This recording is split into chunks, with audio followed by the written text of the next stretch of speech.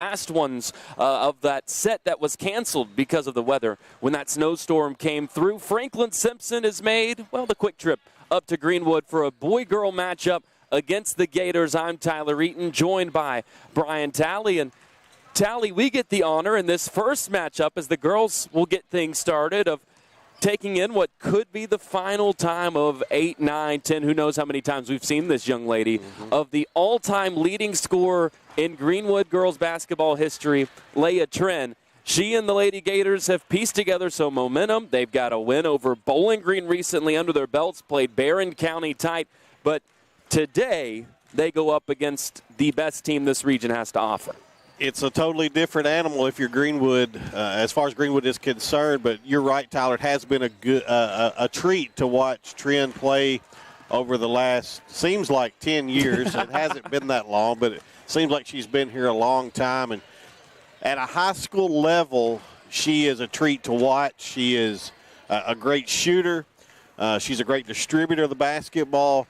Lady Cats will have their hands full trying to slow her down a little bit today, but thankfully, if you're Coach Taylor, you got a stable full of thoroughbreds you can throw at her on defense. These Lady Cats now 24-1 on the year after winning last night 51-14 on the road at Logan County, their most dominant defensive effort of the season. Logan County at halftime had 3 points. It was 33-3 FS. It took until the third quarter for Logan County to make their first field goal in that ball game.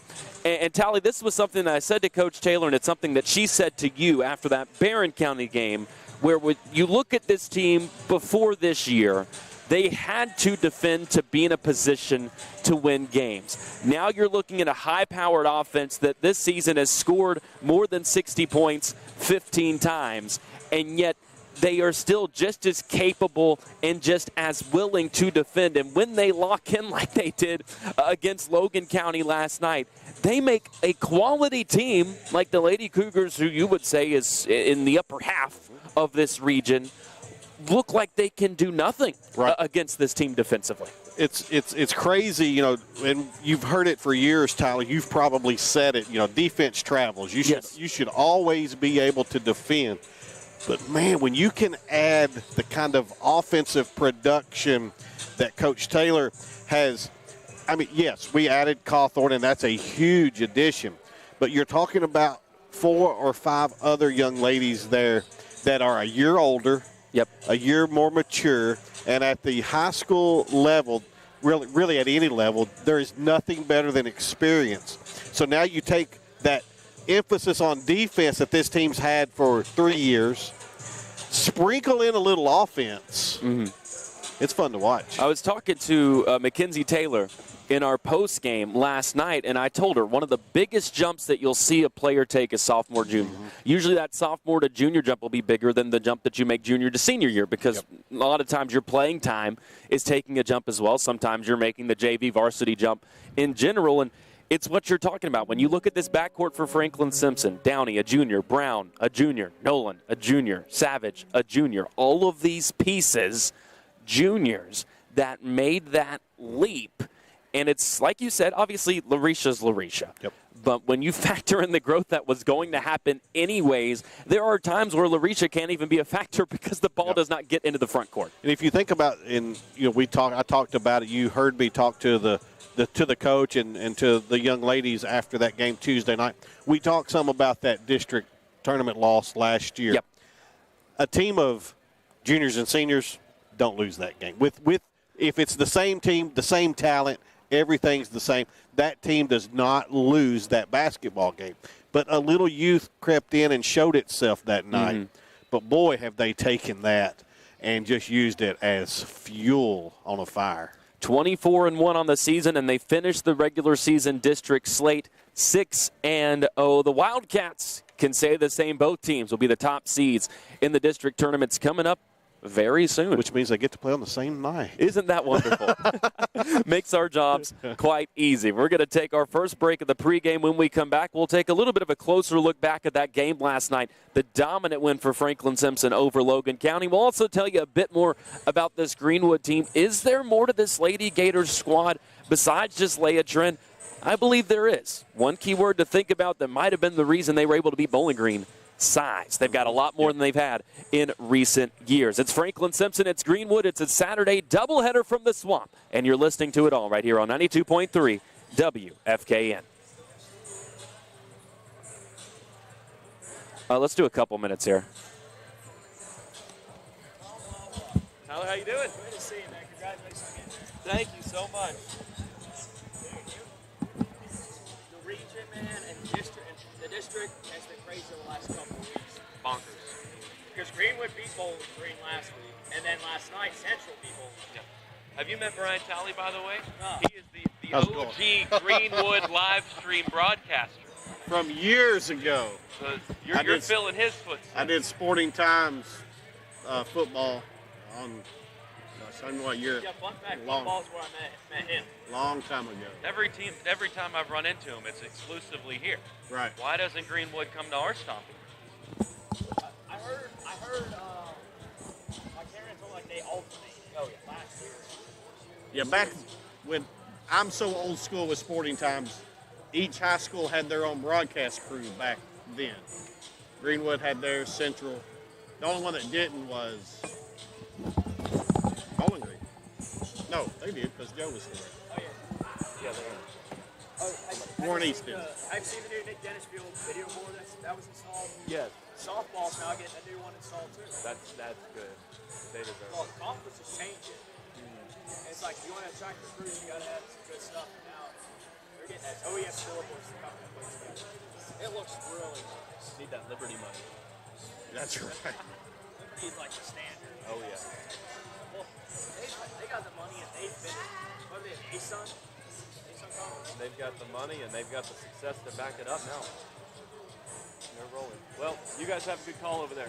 Appreciate it. Thank you.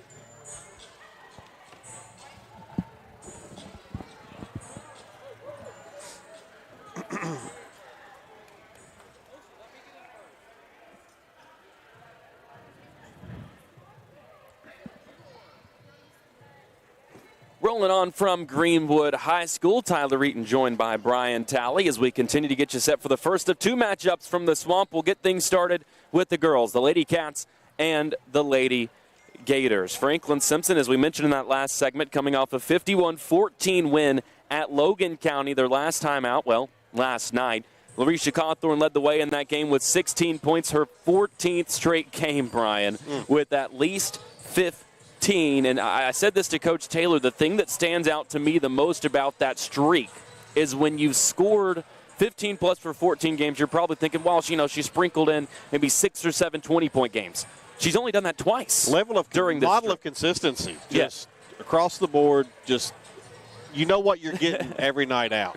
And it seems like it's almost robotic for her. She knows when she hits that number, all right, I've met my quota. For her career, 1,358 points. We were talking even before she hit 1,000, me and Larisha, as she was getting close to that milestone, about the possibility of 2,000.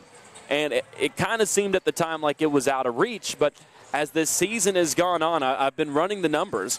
If she keeps up just her current pace, her average, and this team does what they want to do, and they win a region championship, no matter what happens at the state tournament, she would finish this season past the 1,500-point threshold. Very reachable. She would have over 500 for the year and be in a spot where she could get over 2,000 for her career next season. But the thing that makes it remarkable, and it was another thing I was talking about with Coach Taylor last night, is as good as she is, there are different games where you could say there's a rotation of 3, 4, maybe 5 players that for a specific game you can call the MVP of that game for FS. And last night that was undeniably Lanaya Brown. She was hounding everybody in the backcourt, had a ton of steals, turned fast breaks by herself, finished with 15 points. She's been in double figures 4 straight games all of a sudden. She's done it 11 times this year.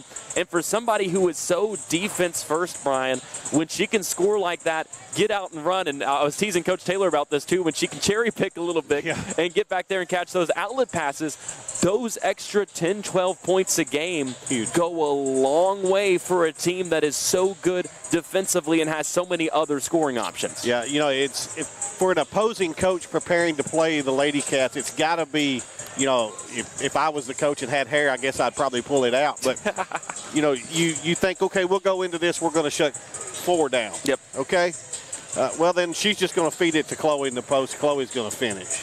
All right, we're going to shut those 2 down. Sav will hit 5 threes and beat us that way. It's got to be a nightmare trying to prepare for Franklin-Simpson.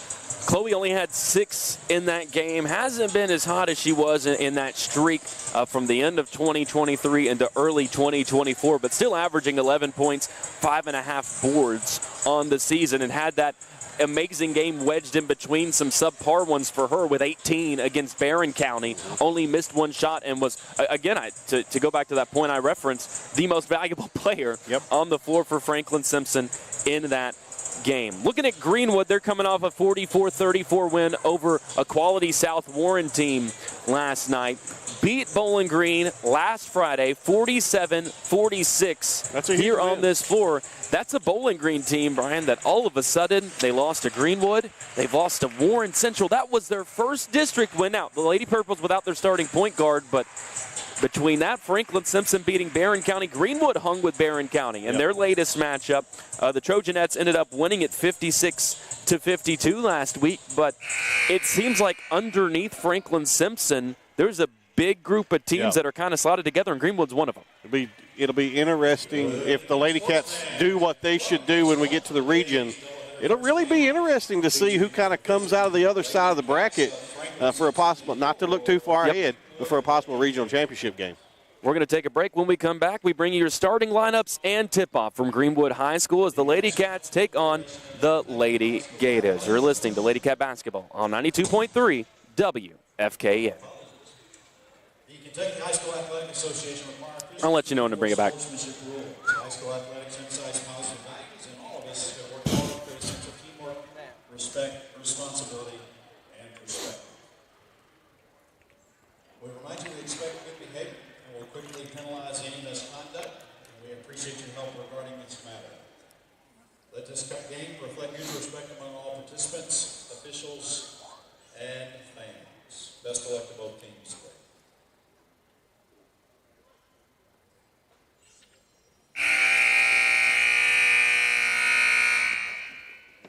Ladies and gentlemen, at this time, if you would, please rise for the playing of our national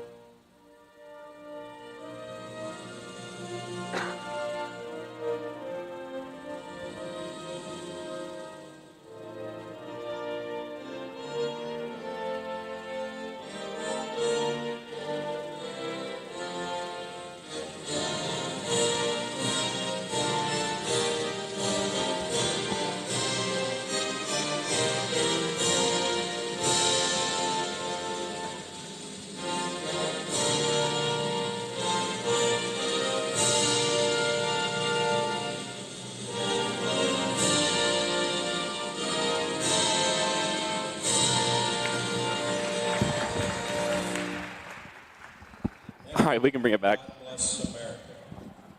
Again, we'd like to welcome you to today's Coaches versus Cancers game. We will begin with the starting lineups. First for the visiting Lady Cats of Franklin-Simpson. At forward, a 5'8" sophomore, number 15, Chloe Smith. At guard, a 5'7" junior, number 22, Jasmine Savage. At forward, a 5'11" junior, number 4, Larissa Coughlin.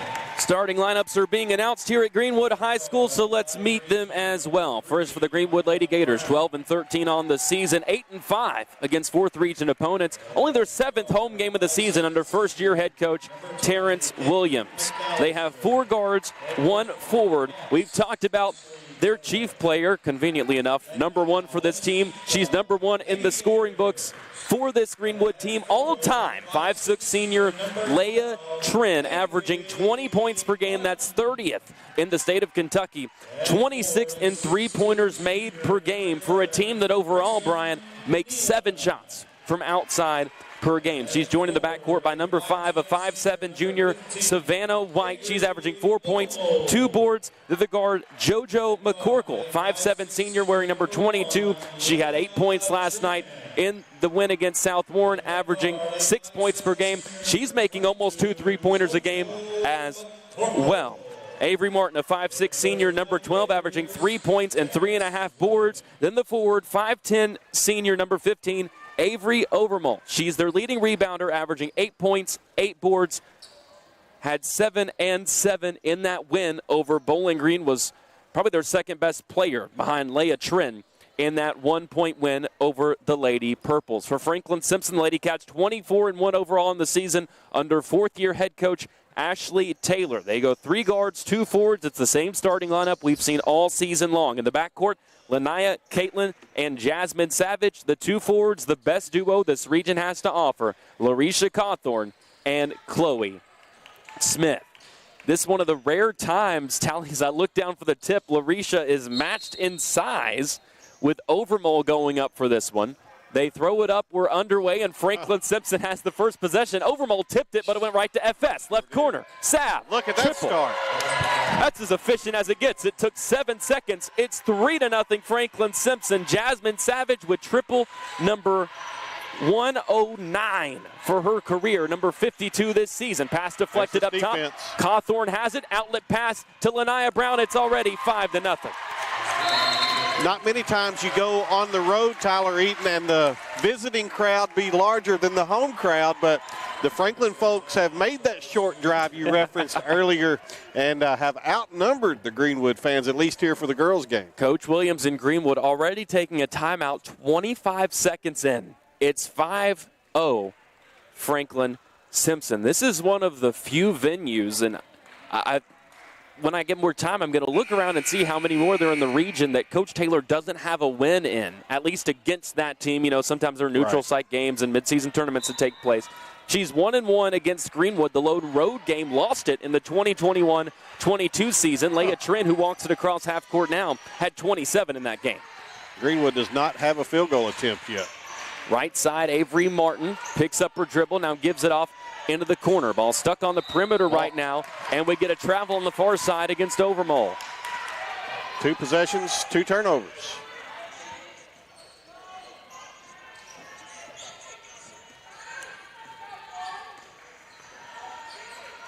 Left side, Chloe Smith surveys, goes down low. Cawthorn turns, faces, fires.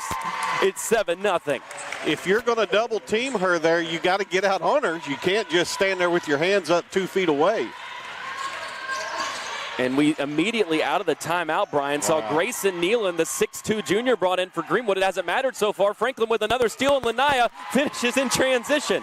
9-0. We played a minute 15. All of the popcorn's not even popped at the concession stand yet, and it's 9-0. I was surprised that Nealon wasn't in the starting 5 initially. She's in there now in the right corner, standing 6'2". She also averages over 7 boards a game. Scored 8 points in their win last week over Bowling Green. Ball stuck in the corner. Brown hounding McCorkle, who finally gets rid of it. Out to Overmall. Left wing Trin, guarded by McAllister. Uses a screen, but Franklin-Simpson tries to double off it. Trin gets inside. Runner over Chloe is good. She doesn't just shoot from outside. She can break you down off the dribble as well. And she's good at getting to the foul line, where she's a 76% free throw shooter, takes 5 free throws a game. Cawthorn left side, takes 1 dribble, steps in, throws one up from 8, and she's fouled by Nealon. 2 free throws for Risha, 6:02 left opening quarter. It's already 9-2 Franklin-Simpson. They've matched their total from the first quarter entirely against Logan County last night. That first quarter last night for both teams was a little bit of a offensive struggle. So to It speak. was. It took about half the quarter for Franklin to score at all. Yep. They were down 1-0. That was the last lead Logan County saw, as it was 33-3 at halftime. Risha misses the Lane second, violation, on Greenwood, so she'll get another try at it. 10-2 after she made the first one. Larisha on the season, a 62% shooter at the stripe. Had 16 to lead Franklin in that win against Logan County. And can't cash in on the second try, but Smith tips the rebound away. Oh. Pushed the putback long, and now it's collected down low by Nealon. I think rushed that one a little bit. Yep. Had more time than she thought she did. Tren will bring it up, picked up by McAllister. Franklin-Simpson going man-to-man right now. Bump called on the far side. I think it's on Jasmine. It is.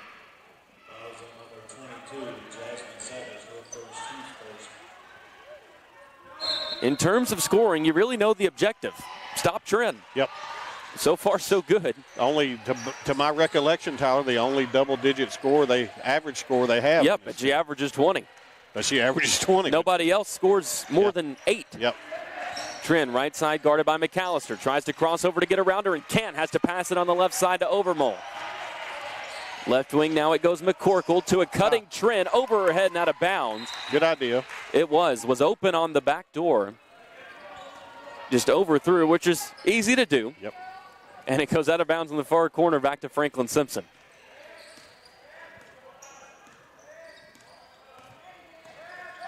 Lanaya gives it left elbow, Larisha. Bullets in right corner over the head of McAllister and out of bounds. Risha laughing as she turns around to walk back on defense. Vanessa and Nasia are going to come in for FS as Cawthorn and Savage come out.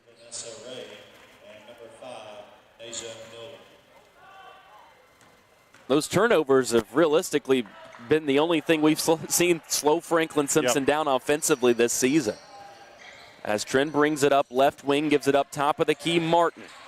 Fakes twice, now looks to drive around Ray, gets the left block, runs into traffic, double teamed, stuck, and Naja just took it out of her hands. Picked her pocket. Here comes Nolan, now pulls it out to the corner wisely, tried to pass it out to Lanaya, but it's stolen away. Outlet pass to Tren, scoops it up with the left and in. Quick timeout, Greenwood. Second one already. 10-4 Franklin-Simpson leads it. Greenwood has at least slowed things down and answered that initial Franklin-Simpson run. Tren's got all 4 of their points, and especially with the pressure that Franklin-Simpson brings defensively, Tally, I think even more than normal, there's going to be an extra weight on her shoulders because you need somebody that not just can score, but you have to be confident with the ball to face this defense. Yes, you do. And, you know, she, like we've talked about, she's pretty much missed do it all for this team. So who can help her today? Who can step up and maybe play a little bit above what they usually do and be an asset to this Lady Gator team? Overmole's usually been that player, averaging about 8 points, 8 boards. McCorkle averages 6.2 points per game. Like I said, she makes almost 2 threes per game. She and Leah Tren almost make 4.5 combined of the 7 that Greenwood average. As we're back underway, Franklin-Simpson has possession, and a travel is called on Brown at the top of the key. Wanted to fake right, pass left, but pulled that pivot foot. You're right about the turnovers, Tyler. And, you know, the biggest fear is that at some point – the number of turnovers we commit could come back and haunt us. They haven't yet. We saw it against Boyd County, the 2A title game. We did. Haven't seen it since then or before then. But, you know, that I mentioned the other night the free throw shooting could be a fly in the ointment, and it could be. Yep. We struggle there somewhat. But turnovers could be one as well. Mania Brown knocked it away. On a right side drive, Greenwood keeps it. Now they work it around the perimeter. Tren pops off a screen, left corner, fires a triple over Savage. Missed it long. Offensive rebound down low for Martin, and then she's tied up. The arrow will keep it with the Lady Gators. That's, you know, you see Tren take that shot, and you're kind of shocked she didn't make it. Right. You know, she's wide open in the corner. Just left that one a little short. Pass deflected down low. It was overthrown for Martin. Cawthorn tipped it. Savage up with it. Leaves it for Ray. Now Nolan up top. Jasmine thought about a top of the key 3. Now goes to Brown in the corner. On the block, Cawthorn goes to work. Finishes strong over the outstretched arms of Nealon. They're not going to have any answer right there for Risha. Halfway through the first quarter, it's 12-4 FS. Trent tries a pull-up three, air-mailed it. Larisha tried a diving save. Now Greenwood had to keep it from going out of bounds, and the Lady Gators, after that fray, keep possession. That's a charge. Yep. Beautifully drawn as Martin barreled into Brown.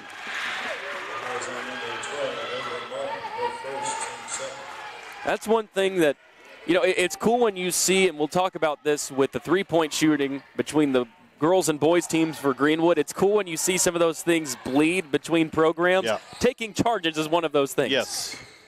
Ray bounces it to Nolan. We've got 3:30 left in the first quarter. 12-4 FS. Beautiful. Cawthorn down low. Nice find from Ray, and Larisha's already got 7. We've seen Nessa continue to grow her game from going from a player that can only put the ball on the floor and score with a full head of steam. She's got a bit of a jumper now. She can facilitate, and we know what she can do on defense. Picking up Martin now. She kicks it out right side for a triple, and it's drained by the 6'2 Nealon. What did Greenwood need that? 23% three-point shooter. Cuts it down to a 7-point lead, and then Nolan throws it away right to a waiting Overmall. Here comes Trent. Stops at the top of the key, picked up by Nolan. Nealon wants another one right corner. That one's left short, and Cawthorn has the board. Darts it ahead in Asia. It was tipped, but threw it so hard it got to her anyways. Mr. Jumper Long got it back. Now gives it to Sav, and they'll reset up top with Lanaya. Directing traffic. Left side, Cawthorn gives it out to Savage in the corner. Pulls the trigger. Can't bury that one. It went all the way around and out. Nobody boxed anybody out, and Lanaya snuck in for the putback. You better put a body on these Lady Cats. They're going after rebounds. That ball bounced on the floor on the left block. How often do you see that off a rebound just left there? And Lanaya came in to clean it up at 16-7 FS. That's offensive. Down low, Martin barrels through. Went out of bounds anyway. The defender. It goes out of bounds off of her. They didn't make a call. It worked out for FS. Coach Taylor's asking for an explanation there. Seems at least not offended by it. As Chloe and Caitlin come back in. The starting 5 is on the floor. Lanaya, Caitlin, Sav, Larisha, Chloe Smith. It's 16-7 FS as Lanaya overthrows Savage in the left corner. And did it go in the trash can? It went in the trash can. Trent pops it out of there. Didn't want to touch it. Now the official inspecting. That looked like one of the Pro Bowl drills. 16-7 FS, under 2 minutes left, opening quarter. Trent walks it up right side, now kicks it over on the left wing to Overmall. Drives right on Smith, picks it up at the elbow, now swings it outside McCorkle. She tries a three, it's off the heel. Cawthorn has another board. Took a hard dribble, wanted to sling it down the floor. Nobody was open, and McAllister comes to get it. To Savage, she's being hounded and has to give it back to McAllister. Greenwood extending some zone pressure now. Really extending it up top higher. Cawthorn, right elbow, drives left, gets in, kicks it out, but dragged the pivot as she tried to stop and swing it out to Caitlin, called for the walk. Tyler, that's 3 or 4 turnovers on the last 4 or 5 possessions. Just got to take a little bit better care of the basketball. Vanessa Ray in, Lanaya Brown out. With 1:21 left in the first, it's 16-7 Franklin-Simpson here at Greenwood High. Trent with 4 to lead the way for the Lady Gators. Larisha's got 7 to lead everybody. Lanaya's got 6. Right corner, ball on the floor. Drive from Overmall, and she's able to finish with a runner. Overmall's a pretty solid basketball player. Has been for a while here. Cawthorn, left elbow, going to try a 17-footer. Doesn't get the bounce. Smith tips the board. Ray ended up with it. Her putback was affected, and Trent has it for Greenwood. Behind the back dribble to get away from Vanessa. Now crosses over, steps back, left wing 3, left short, long rebound, contested on the far side, and Ray comes up with it. Off to Larisha, puts it on the floor. Up ahead, Chloe Smith turns, fires, finishes. Tell you what, credit to Greenwood. They're clearly going to be outmanned here, but they are playing hard. They're diving on the floor, doing everything you would want to see them do if you were their coach. 20 seconds left in the quarter. Trent lost it down low. Vanessa's up with it. 3-on-2 the other way. Ray all the way to the right block, fouled on a layup try by White. 14.8 seconds left in the quarter. Give Nessa a couple of free throws. with an 18-9 Franklin-Simpson lead. To your point, Greenwood, they are playing their butts off. They are. And, you look up at the scoreboard, you're still down 10. Yes. It's got to be a little. Again, that's the team playing with the confidence, comes from beating Bowling Green for the first time in so long, comes from hanging with Barron County. They've proven they can play with the top dogs in the region, but can you play with the top dog? As Ray misses the second, but Nasia Nolan comes out of the scrum with the board. Down low, Larisha, double team, shoots anyways, missed the first try. Second one, no good either. 3 seconds left in the quarter. Greenwood might have a heave, but it's not off in time. We've played one from Greenwood. Franklin-Simpson, bit better offensive quarter than it was at Logan County. 19-9, the Lady Cats lead it after one. You're listening to Franklin-Simpson basketball on 92.3 WFK.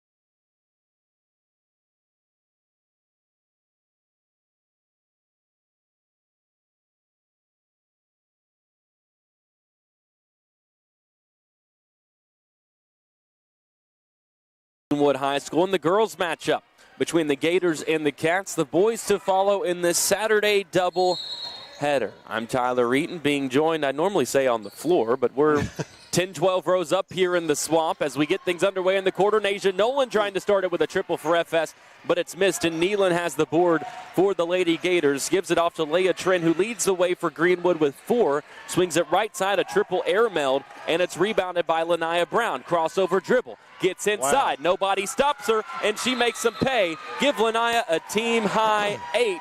And Greenwood immediately, just like they did in the first quarter tally, they take a timeout. That's a third called timeout already. And I think that first one was 25 seconds into the first quarter. This one comes 23 seconds in to the second quarter. 21-9 now Franklin-Simpson. 8 for Lanaya, 7 for Larisha. Jasmine Savage has the lone 3 for FS. She's now got 52 on the season. She's top 5 in the state now by percentage in three-point shooting at 45%.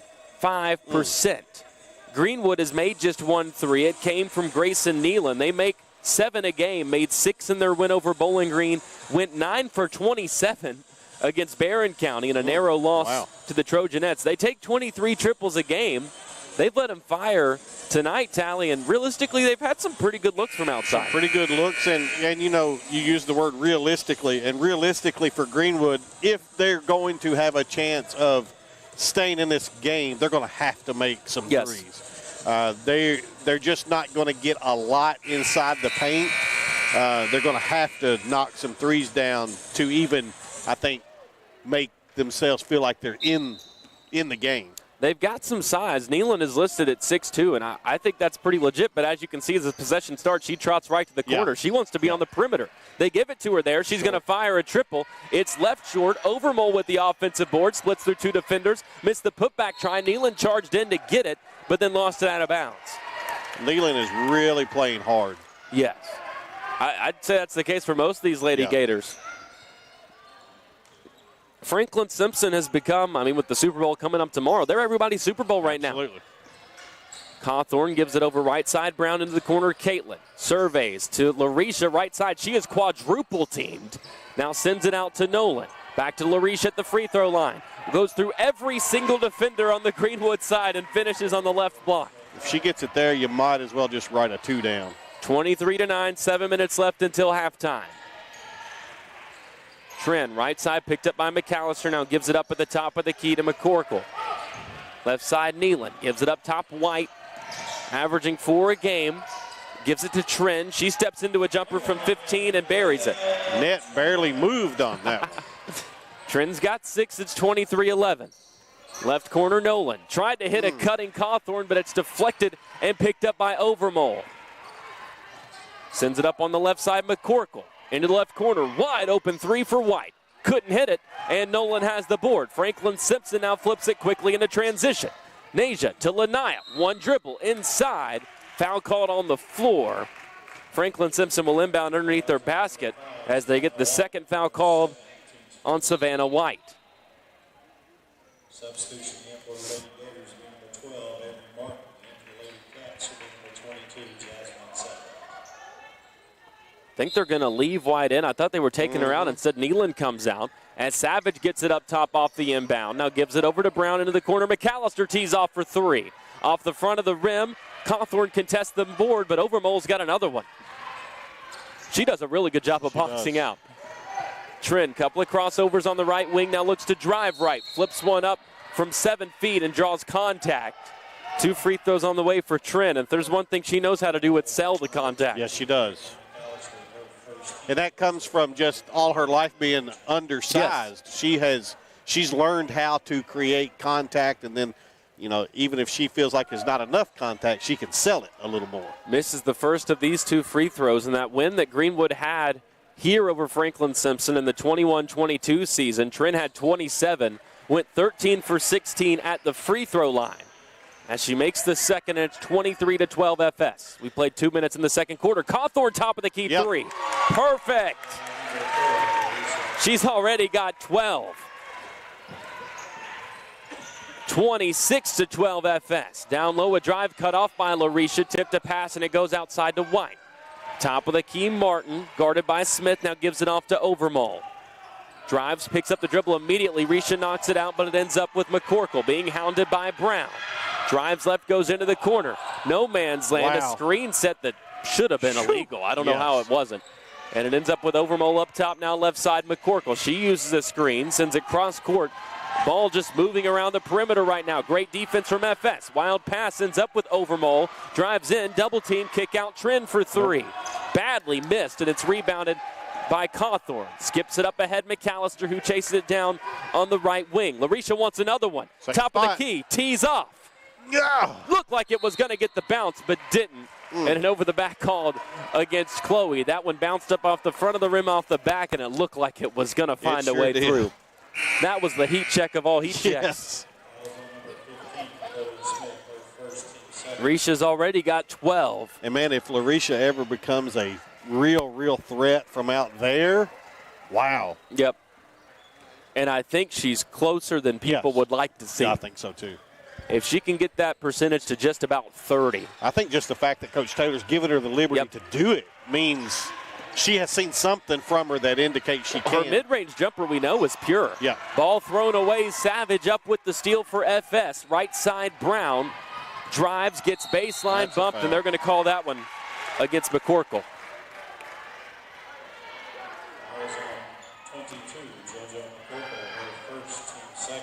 Second on Greenwood. There haven't been too many fouls in the ball game as Brown inbounds it to Savage in the corner, takes one dribble, gives it to Ray. Now Nolan left side. She wants to drive, flings one up from 8, and it's missed, boarded by Martin. Walks it up. Trin comes to get it. She wanted that basketball. Martin keeps it, though. Now picks it up at the top of the key. Gives to Trin, slices inside, and she's fouled on a layup try. Coach Taylor holding her hands up like, I don't know what happened. But that is the Leia Trin effect. Yep. She sold it again. And with her frame, to her credit, it would almost be hard for her not to look like she is getting fouled. Yes. With the way she has to contort her body just to get a shot off.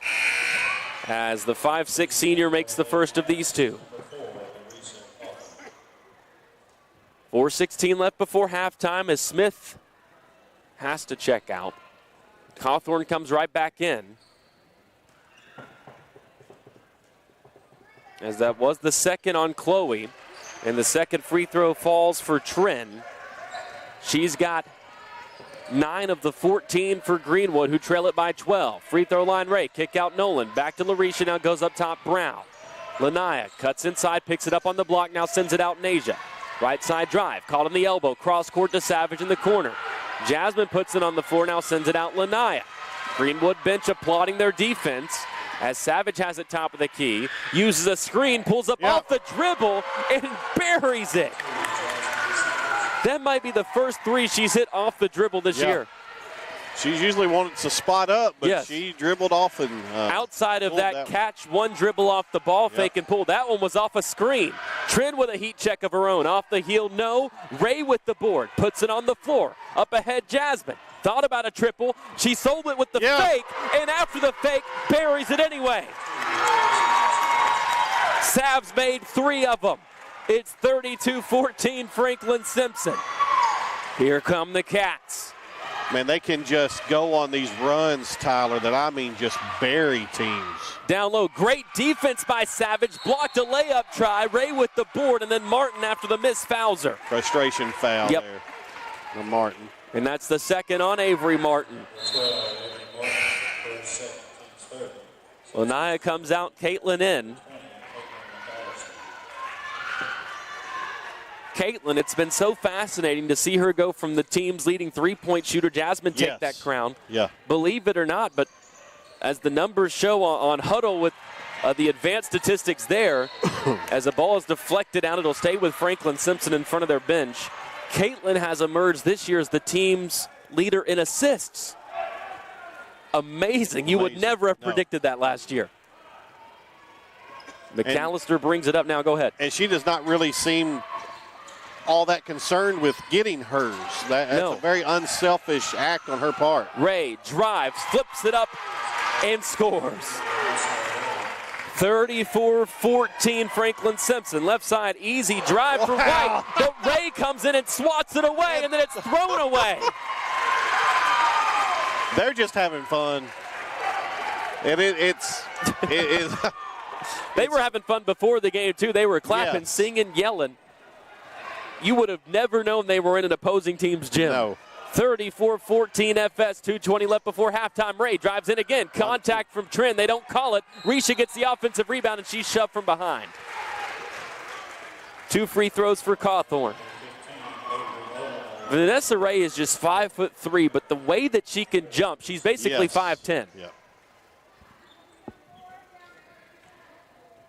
And I've talked to Coach Taylor about this before. When it's Larisha and Vanessa out there with no Chloe, Vanessa basically functions as the 4 because of how high she can jump as Larisha makes the first of these 2 free throws. Ray's going to get a much-deserved breather as Downey comes in. 35-14 is the Franklin-Simpson lead with 2:18 left before halftime. It has been all FS in this second quarter. Cawthorn buries both. 7 points in each quarter for Larisha. She's up to 14. Her season high is 23, and the issue is she has hardly been able to play a fourth quarter. We'll see if she can get it in 3. Up top, Ansley Hendrickson for the first time for Greenwood. Just a 7th grader. Hasn't played much, but when she has, she's averaging 4.5 points. Gives it off the Trin right side. Uses a screen. Franklin doubles off it. Tried to throw it, and it's knocked out of bounds by Cawthorn. Now 2 minutes left before halftime. Trin to inbound. Nearly threw it away, but Martin chases it down. Now sends it over on the left wing. Wow. Capchella in for the first time as well. Threw it away trying to get it to Ella Whittle. And it's back to Franklin-Simpson. McAllister manning the point. Sends it left side, Savage. Deep 3, waved off. They get a foul on the floor. I think they're going to call it on the screen that Larisha set off the ball. First against Risha as Nasia comes out, Lanaya in. Jasmine did miss the 3. I'll clarify for those listening on the radio. To Larisha's credit, a lot of times you'll see a player say, what'd I do? She looked at the ref. She said, that was me. She will usually, when she commits a foul, she will own it. Her number one thing is turning to Coach Taylor and just going, my bad. Yeah. Sometimes after an explanation. Ball up top in the hands of Martin. Leaves it down low for Whittle, who kicks it out into the corner. Kupchella gets baseline. Back to Whittle. Gets around Downey. Nice pocket pass to Martin, who finishes off a couple of bounces on the back of the rim. That finally breaks that Franklin-Simpson scoring streak, and it's 36-16. Wow. Beautiful find. McAllister in the corner to a cutting Cawthorn. She's already got 16. The streak continues. 15 straight with 15 plus, and a double dribble called against Hendricks. Gives it right back to FS with 1:01 to work with in the second quarter. Wow. 38-16. That's about all you can say, isn't it? Wow. I've told people, you just got to come watch this team play. Cawthorn kicks it out to Ray. Now right back to Risha on the left elbow to McAllister. Caitlin drives right, flips it back to Larisha. 6-foot jumper. She can't miss right now. 18 for Larisha. 11 in the quarter. It's 40-16. Larisha's outscoring Greenwood by herself. Yep. Trin, right corner. She has been silent since the free throws earlier in the quarter. Martin gets inside, missed the layup, contested by Cawthorn, gets the board and sends it ahead to Ray. Vanessa stops from 10, missed the jumper. Downey chases down the board, and she's pushed from behind. FS in the bonus, too, so 2 free throws for Sanaya, who, in terms of the minutes she plays, if you were to take everybody in this team and look at offensive rebounds per minute, Sanaya is probably number 1. Yep. She has an incredible knack of just chasing down extra possessions, whether it's a tipped pass, loose ball, offensive rebound. That's just what she does as she makes the first of these 2 free throws, and she's grown more and more as a scorer as this season has gone on. Larisha checks out. Majayla Butler takes her place with 20.5 seconds left before halftime. Lady Cats have scored 22 in the quarter. Make it 23. Trin will walk it up. It's a 26-point game. Again, this Greenwood team is no joke. They beat Bowling Green. Trin gets inside. No call. Good defense for FS to force the miss. 5 seconds to work with. McAllister tried to send it to Brown. It's deflected. Lanaya took it away. Pulls from just in front of half court. It looked online, but left it short. 42-16. The Lady Cats lead it over Greenwood here at Greenwood High. 18 first half points from Larisha Cawthorn. We'll step away. When we come back, we'll bring you all the numbers from that opening half. Also, chat a bit about game that Brian Talley may or may not be taking in alongside of ours. There are some other games I've heard are going on in the Commonwealth. There are. Right now. But the biggest one in our regard, Franklin-Simpson, Greenwood, doubleheader on a Saturday. So far, so good for the Cats. The Lady Cats lead it 42-16 at the break. You're listening to Franklin-Simpson basketball on 92.3 WFKN. We can do 3 minutes here. Hey, Cass, could you get me a Powerade? Do you need some cash? Huh? A blue one. Do you need some cash? Do they only take cash? I can give you some just in case. And by some, I mean a 20.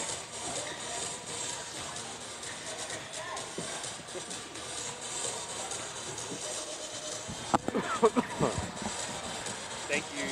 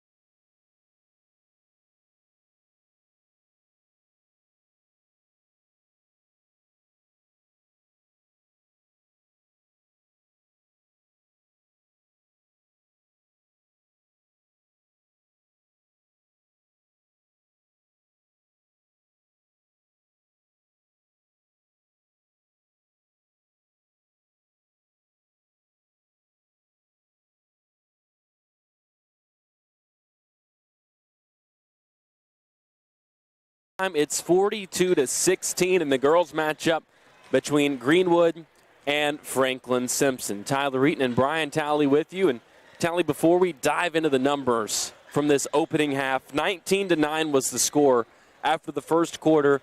Greenwood early on in the second was kind of hanging around. They had great effort in that first half. They didn't seem rattled would be the word. They were playing confident. They felt like they belonged on the floor for Franklin-Simpson. Then the Lady Cats went on a run that just completely sucked the air out of the swamp. You've heard Clark Kellogg, I'm sure, talk about teams having spurt ability. Yes. Man, does this Lady Cat team have spurt ability. You can kind of feel like you're in the game with them. And then, bam, you turn around, you're down 15. It's like they didn't even break a sweat doing it. It's an uncanny ability that it's almost like when Coach Taylor says, okay, step on the gas. They step on the gas and they're gone. 42-16 our score at the break. For Greenwood, 9 of the 16 come from Leah Trin. That's very unsurprising. She's the 30th leading scorer in the state, averaging 20 points per game, the all-time leading scorer here at Greenwood High School, the only girls player to cross the 2,000-point mark. Everybody knows Damian Fishback, the only boys high school player to cross that mark here at Greenwood High. There are two approaches you can take to trying to beat Greenwood. A, limit Trin, or B, let her get hers and lock everybody else down. And nobody else has more than 3. I think that's the best recipe. And even to that point, the 9 that she's gotten have been very quiet. She hasn't been able to string them together in stretches, and there are times where she can put together her own runs, like we talk about with Franklin-Simpson. Has not been able to do that in this ball game, just 3 field goals so far. The 1 3-pointer for Greenwood coming from Grayson Nealon in the first quarter. That's another big thing. You said it. If Greenwood was going to hang in this game, they're going to have to strike from outside. They average 7 makes per game this season. They've had some looks in the first quarter, really. The second quarter, Franklin-Simpson started to take them all away, and they didn't do it with just closing out. They did it with turnovers. And even if they hit their 6 in the second half and Franklin doesn't score, it's still it's just depending on that now is going to be hard to do. They're going to have to shoot some. Yep. And hope a few of them go in. But wow, what a performance! And Aaron mentioned, he said, I don't even feel like we played all that good. No, we turned the ball over. Gosh, we had to have 12 turnovers, I would guess. And we scored 42 points. Clean that up a little bit. Woo. Missed some open looks from outside as well. The Lady Cats still finish with 4 triples made in that opening half, 3 of them coming from Jasmine Savage, and perhaps the deepest one coming from Larisha Cawthorn. 3 of her 18 first half points, 11 of them coming in the second quarter. Sav has 9. Lanaya Brown behind her with 8. 2 points apiece for Chloe Smith and Sanaya Downey, and then 3 points for Vanessa Ray. Those 4 triples for the Lady Cats to go along with 6 for 8 shooting at the free throw line. Greenwood 3 for 4, but all of those attempts coming from Leah Trin. I'm not really sure if there's too much of a critique of that first half going into the second half if you're Franklin-Simpson. If I'm Coach Taylor, the message is just take that second quarter and keep doing that. Just keep playing your game, doing what you do. This team is so, obviously Coach Taylor still has to do a lot of coaching, but this team, like I said, when they get in their groove, I think you just pretty much just say, girls, go play basketball. Just do what you've been doing, and I'm going to sit over here, and if you do something I don't like, then we'll talk. Before we kick it back for a break, I'm going to send it to our college correspondent for the day. That is also you. You're also the college correspondent because WKU happens to be playing right now. The University of Kentucky happens to be playing right now. And for our loyal listeners who are tuned in here to WFKN, maybe you're watching one of the games alongside of us. Maybe you've got one of those extravagant setups I see purely on social media with 4 TVs set up all beside each other to watch college basketball. I don't know how you could do it. Can you give us some updates on those 2 games? About 30 seconds left in the first half. Jacksonville State leads WKU 29-26. It's been not a very cleanly played first half. I know the Tops would love to finish off a sweep of the Fightin' Ray Harpers. Yes, for sure. And up in Lexington, Kentucky was way down in the first half, and we're down 10 at halftime, but it's 57-54 now. Kentucky has a 3-point lead. Didn't see how much time was left in the second half, but and the Lady Toppers picked up a win earlier today over Belmont. Jackson, where did Belmont come from? Over Jacksonville State as well. Greg Collins for him at WKU, win number 101. Congratulations to him on 100 for his career. We're going to take a quick break. When we come back, the second half of action between the Lady Cats and the Lady Gators, and then stick around with us after that for the boys matchup on a doubleheader Saturday in the Swamp. You're listening to Franklin-Simpson basketball on 92.3 WFKN. Let's do a minute. We had to hear from our college correspondent. Yeah. I should have went down on the sideline, really. But, that would have been funny. They won't give me a microphone.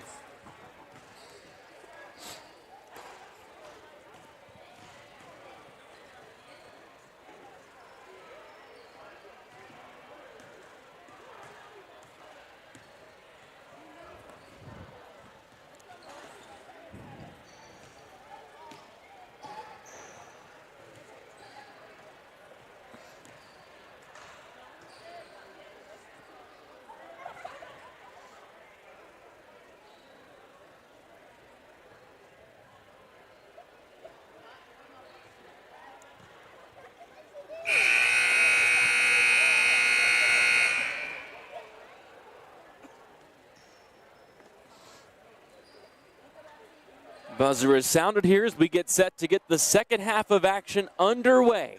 From Greenwood High, the Lady Cats in cruise control, 42-16. They lead it over Greenwood. The Lady Gators will start this second half with possession.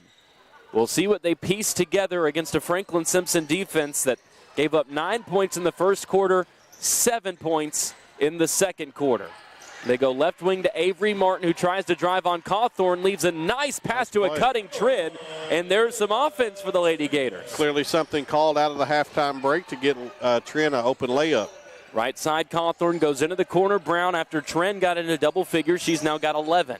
Savage, left side McAllister, down low Cawthorn on the block. Goes to work, gets around the first defender, but I think might have had it blocked from behind. It was Nealon who she got past, but recovered nicely.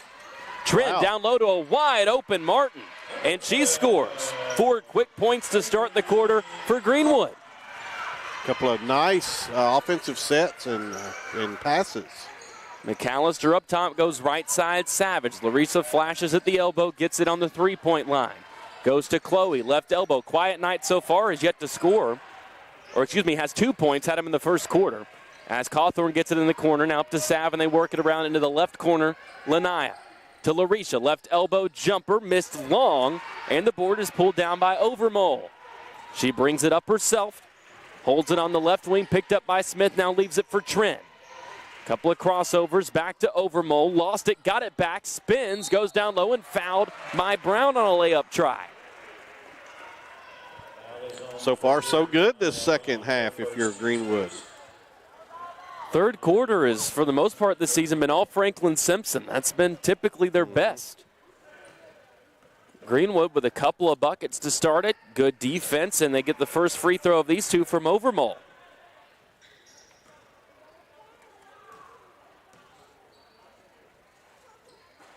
Second one gets the bounce and falls as well. Good response from these Lady Gators. Very easily could have laid down after that second quarter spurt.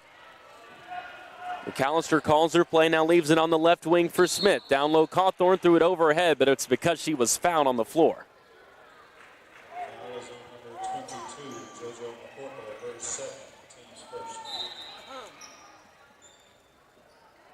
They call it on McCorkle as now Cawthorn gets the inbound right back to McAllister for an open three. Air mailed it long, but Brown chases down the board. Up to Sav, back to Caitlin, now Larisha on the elbow. Drives left, picks it up, kick out. McAllister top of the key three. Yes. Got it. First bucket of the night for Caitlin. And it's 45-22. Franklin gets their first points of the half. That popcorn smells good.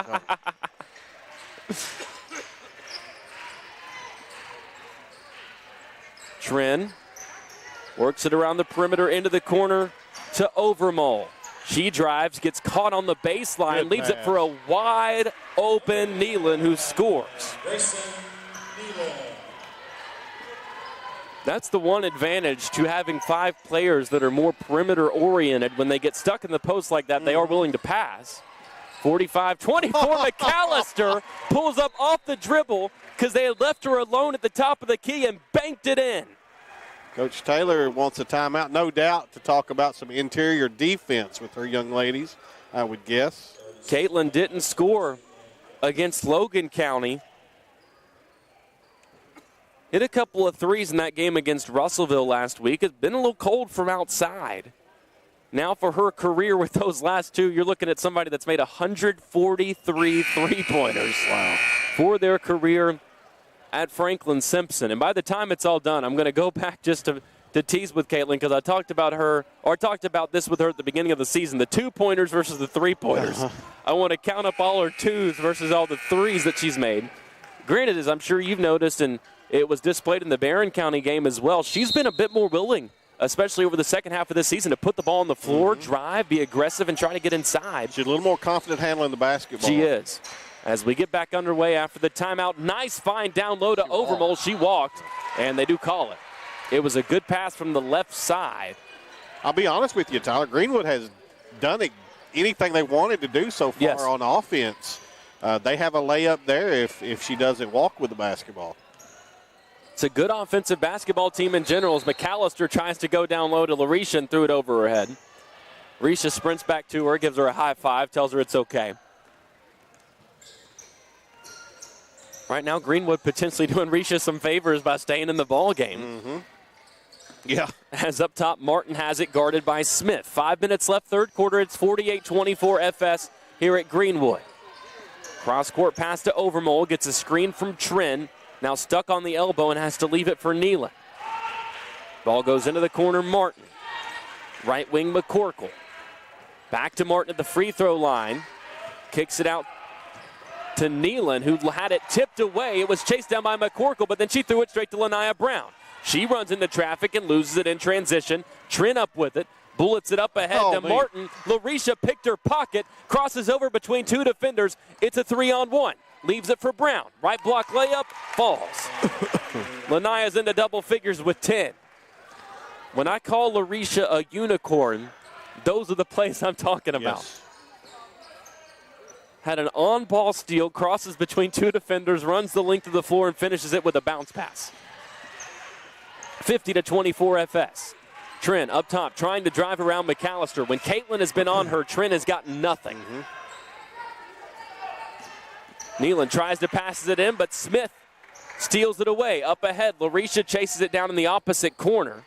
Looking for an option. Has it poked away from behind, but now goes to Savage on the right side. Takes one dribble, gives it to McAllister. Caitlin puts it on the floor. Now flips it back to Chloe. Left elbow. Drives in, had it blocked initially by Nealon, but they'll say instead it's a foul. That's another player, Chloe, who's shown a lot more willingness to put the ball on the floor, especially from those elbows. She'll go to the line here with a couple of free throws. Was just 2 for 5 in the game against Barron County. 0 for 2 against Logan, and she misses the first of these 2. Has spent all year as Franklin's best free throw shooter, 68%. As Risha and Lanaya come out, and Asia and Vanessa in. 3:35 left in the third. It's 50-24 Franklin-Simpson. The lead is exactly what it was at halftime. And now Chloe breaks through and makes it 51-24. Yeah, if you're Greenwood, you got to think, well, we've played even with them here in this third quarter, but wow, you dug yourself such a hole in that first half. It's hard to come back out of. Right corner, quick trigger 3 from McCorkle, left short. Ray had the board. She's bumped by Trent.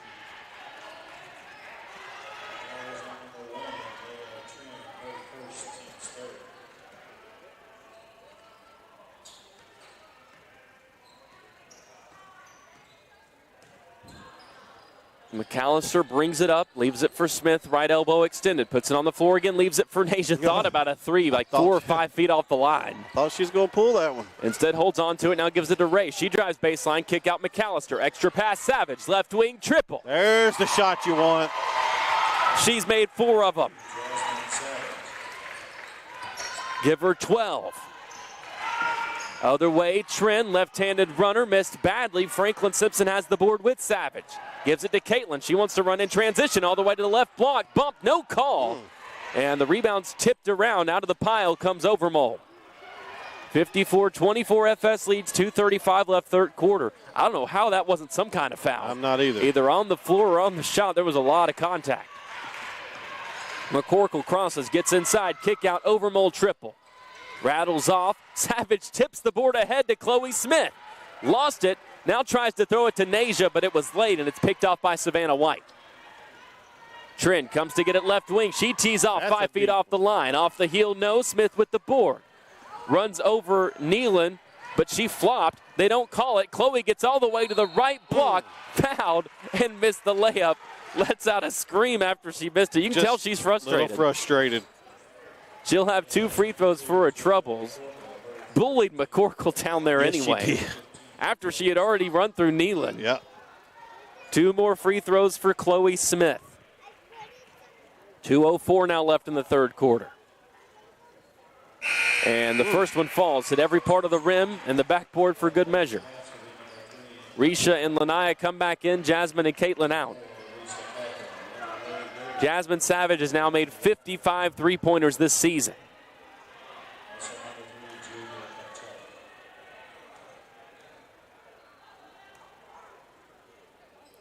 Chloe fires the second. It's pure.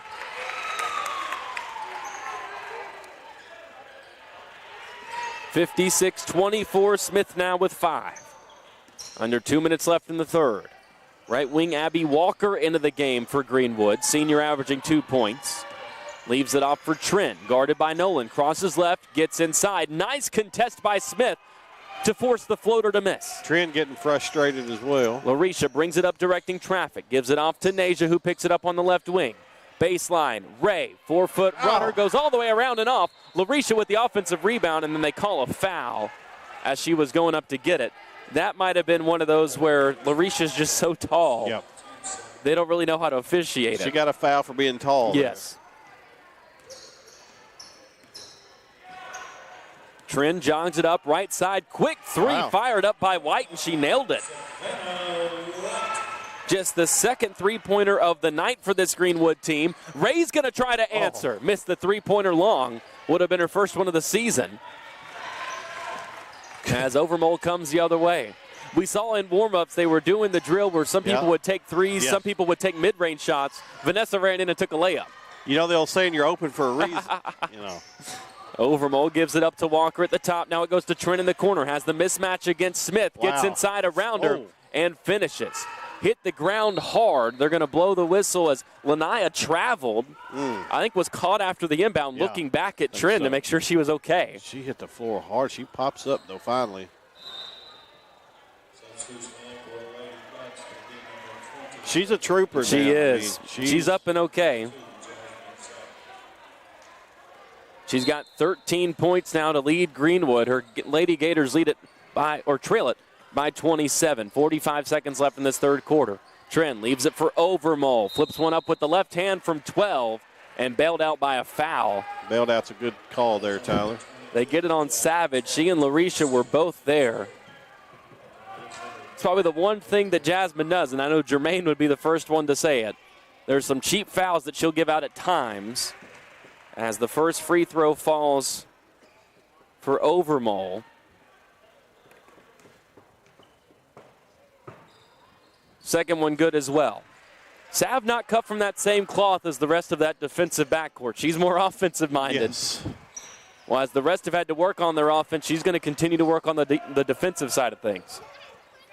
30 seconds left as McAllister holds it at the G logo at midcourt. Now gives it over on the left side. Cawthorn.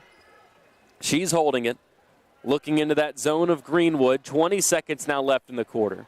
They move Nolan from the right corner to the left wing. Savage stands left corner. Now they go up top to McAllister, and they'll run their set. Caitlin dribbling out more clock. 10 seconds left. Savage, left side, into the corner, Nasia. They wanted Cawthorn posted up. They've got her posted up. Missed the layup short. Second try, no good either, but she's fouled. Beautifully designed play to get an isolated look on the block for Risha. Couldn't finish it, but she'll have 2 free throws. And that's a play they've saved. Absolutely. And they're working on these things over these last few games. That was one thing me and Coach Taylor talked about last night was how do you balance, because you're preaching to your team, yes, every single game matters as Risha makes the first, but at the same time you're preaching, but it's all about the region tournament. Right. How do you balance those two things? Franklin has shown no signs of lack of focus in this game whatsoever. As the second free throw misses long, Lanaya fights for the board. It's on the floor, but the clock will expire. 57-31. Franklin-Simpson leads it in this girls matchup against Greenwood as we head into the final frame. You're listening to Lady Cat Basketball on 92.3 WFKN. A minute.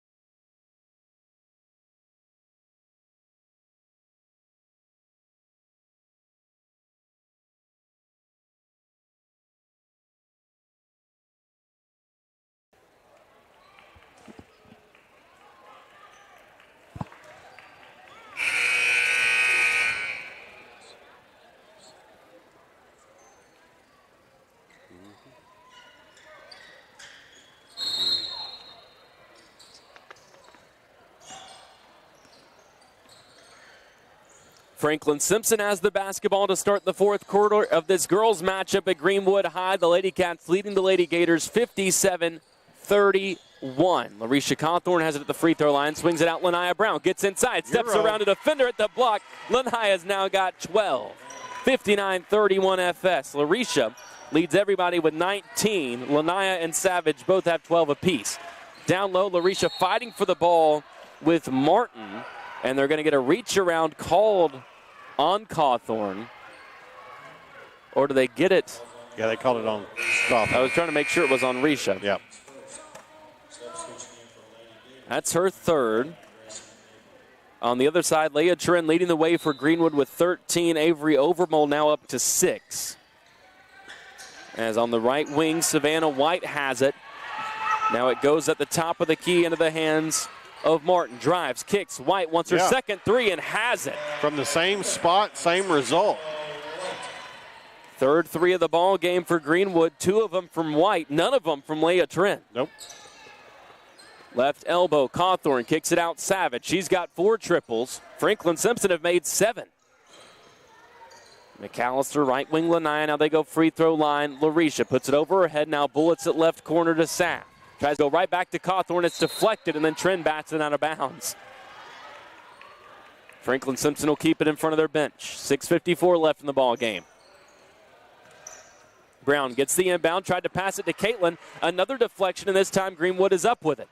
White on the right wing. Top of the key, Martin gets around Cawthorn, goes into Smith. Ton of contact, blocker charge. It's a block, and it's an and one. I tell you what, Tally, they have not quit. They have not.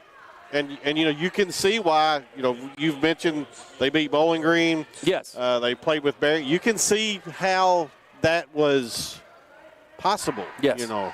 Defensively, as the free throw misses, Greenwood gets it right back with Martin. She drives in again, barrels through Cawthorn, and this time is called for the charge.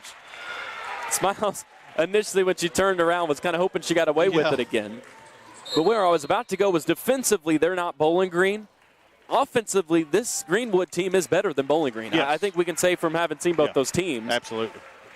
We both saw Barron County as well. I think that we would agree at this moment, as a full timeout is taken, we'll keep it here.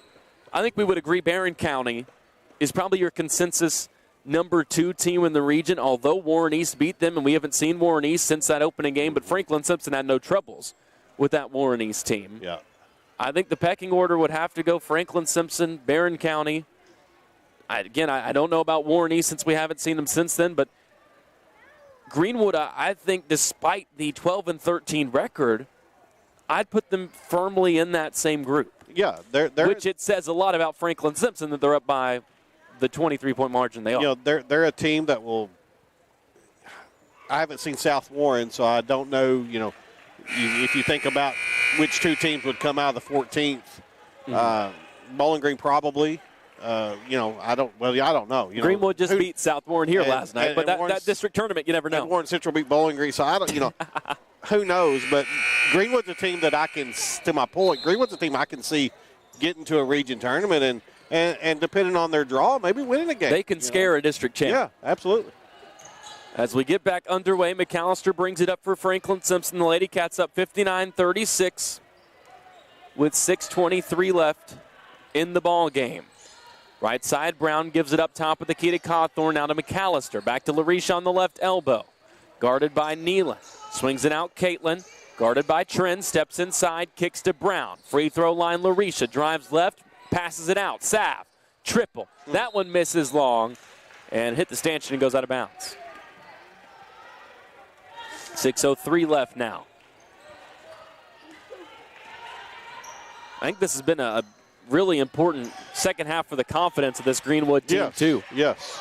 In case you see this Franklin-Simpson team at a region tournament. Right side, White, immediately no hesitation, fires it up, and that one airmailed. Doesn't touch anything on the way down but the court, and goes out of bounds to Franklin-Simpson. That was close to that same spot she had the other 2, except about 3 feet further back. And with a Chloe Smith contest. Maybe a little out of her range. McAllister walks it up, left side, Savage. Cawthorn wants it at the elbow. Instead, it goes back out to Caitlin. Now to LaRisha at the free throw line. Looks down low for Chloe, but pitches it right back to Caitlin. Guarded by Trent. Franklin-Simpson has had a little more trouble figuring out this Greenwood zone.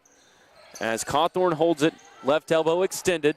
Gives it up to Caitlin on the wing. Risha gets it right back. Drives, kicks to Sav.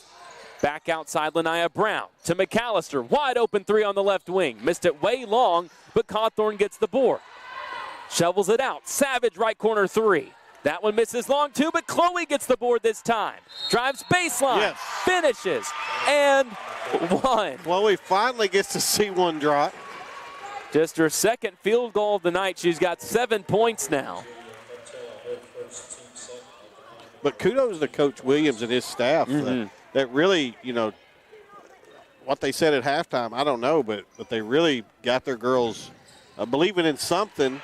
Chloe's free throw rattles out. It misses, but LaRisha Cawthorn gets the board, and she'll go to the line for 2, which is funny because I was listening to your post-game interview after the Barron County game where you talked with Chloe. And, one, thank you for getting on to her about her free throws because you said that I would, and I would. You were correct.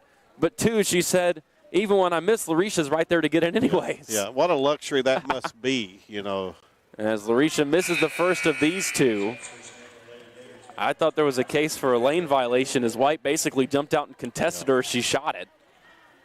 I'm sure you should block out the shooter on a 2-shot free throw on the first one, but anyway. LaRisha will have one more. She's got 19 points. 18 of them came in the first half. That Greenwood zone has limited her a lot more. As she bends and fires up this second one, it falls. Give LaRisha 20. 8th time this season she's done that. Is that good? I think that's good. That seems good to me. Seems good. Yeah, 8 out of 26. I know I didn't do that. Trent goes into the left corner to White, throws it away, but Lanaya couldn't control it, and it goes back to McCorkle. Now this one's thrown away, and Smith has it, throws it up to Lanaya, fighting for McCorkle with it. It's out of bounds off of Brown. Just little overthrown on the outlet pass by Chloe. You got to appreciate the way we play, and we want to get that ball down the floor, but, make sure you've got a lane there to throw that pass. 4:35 left in the ball game. It's 62-36 Franklin-Simpson. Greenwood's making them work for it in the second half.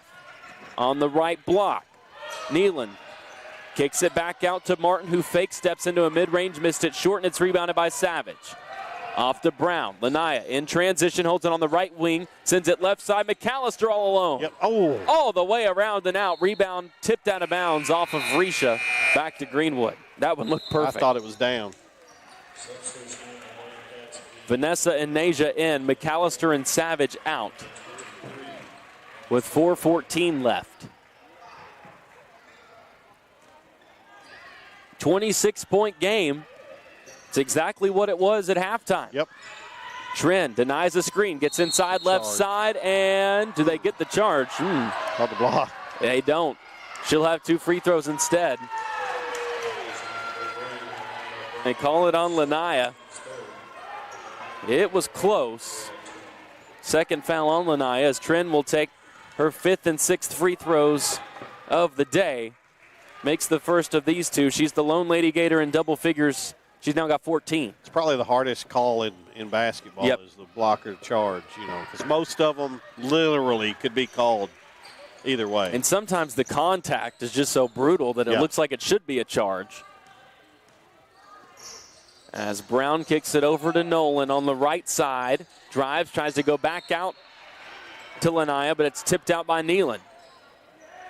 Grayson Nealon, the 6'2 junior, only has 5 points in this ball game, but she's played a good game for Greenwood. Has been all over the floor. They've got her at the top of that zone with that big 6'2 frame. Why not, right? Smith gives it left elbow. Cawthorn sees a lane. They collapse everybody. Kicks it out to Nasia. Can't hit the top of the key 3. Larisha tips the board, and Lanaya chases it down. Double teamed out deep on the right wing up top. Larisha, nice find.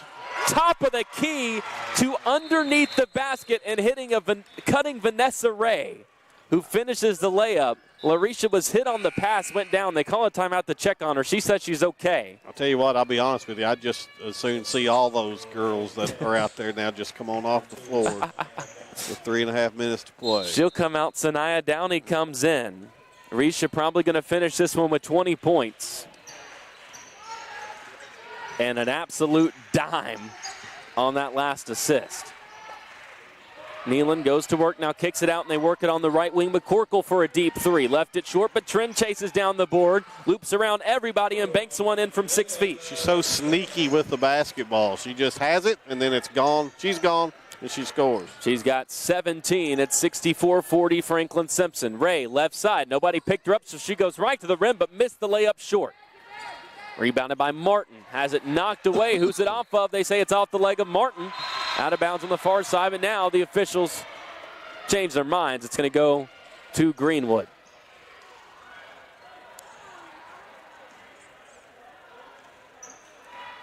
Trin brings it up on the right side, picked up by Brown. Now goes into the corner, McCorkle. Puts it on the floor, leaves it for Nealon. Back to Trin. Wraps around, has it at the top of the key, crosses left, gets inside, slides around Smith, missed the layup, and Chloe has the board. Smith brings it up herself, gives it to Ray in the corner, gets baseline, flips it out Downey to Nolan. Left wing 3, missed long. Ray gets the board, tipped it to herself, missed the putback long. Lanaya fighting for it. It ends up with Nasia, and she's fouled on a putback try.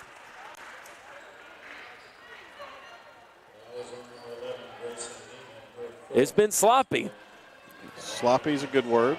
But this Franklin team does not know when to turn that effort notch down, even with 2:20 left in a 24-point game. Yeah, they're going to keep coming at you. Nolan's first free throw misses long. Interested to hear Coach Taylor's take on this second half in particular. Yeah.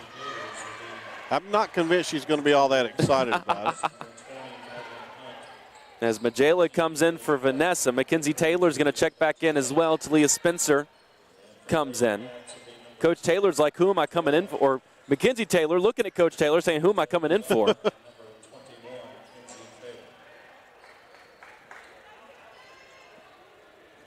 Minute 19 to play. Gonzaga leads Kentucky 84-80.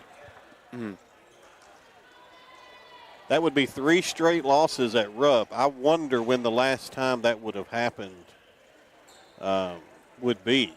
I'm afraid if I say the name of the coach who I think it was under, then Billy Clyde. Those words. I didn't say his last name. He who shall not be named. he who shall remain nameless. Second free throw misses for Nolan. Greenwood comes the other way. They've emptied their bench as well. Trin done for the night with her 17 points. And we get a timeout called by Greenwood. It's a full. Want to coach those young ladies up a little bit. That's okay. Coach Williams, in his first year, he was an assistant under Will McCoy on the boys staff here at Greenwood. By the way, if you're just joining us, we've got a boys game here between these two teams to follow this one. He'd also served as the head coach at Springfield.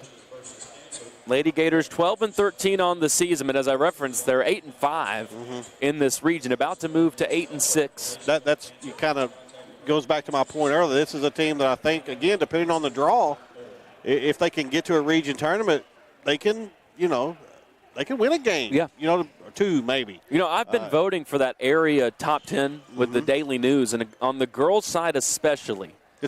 Once you get outside of really Franklin at number 1, the amount that the 2 through 10 a lot of parity there have fluctuated throughout the season. Teams jumping in for a week, teams jumping out. A team goes all the way up to number 6, and the next week they lose 2 games and you got to drop them out all the way.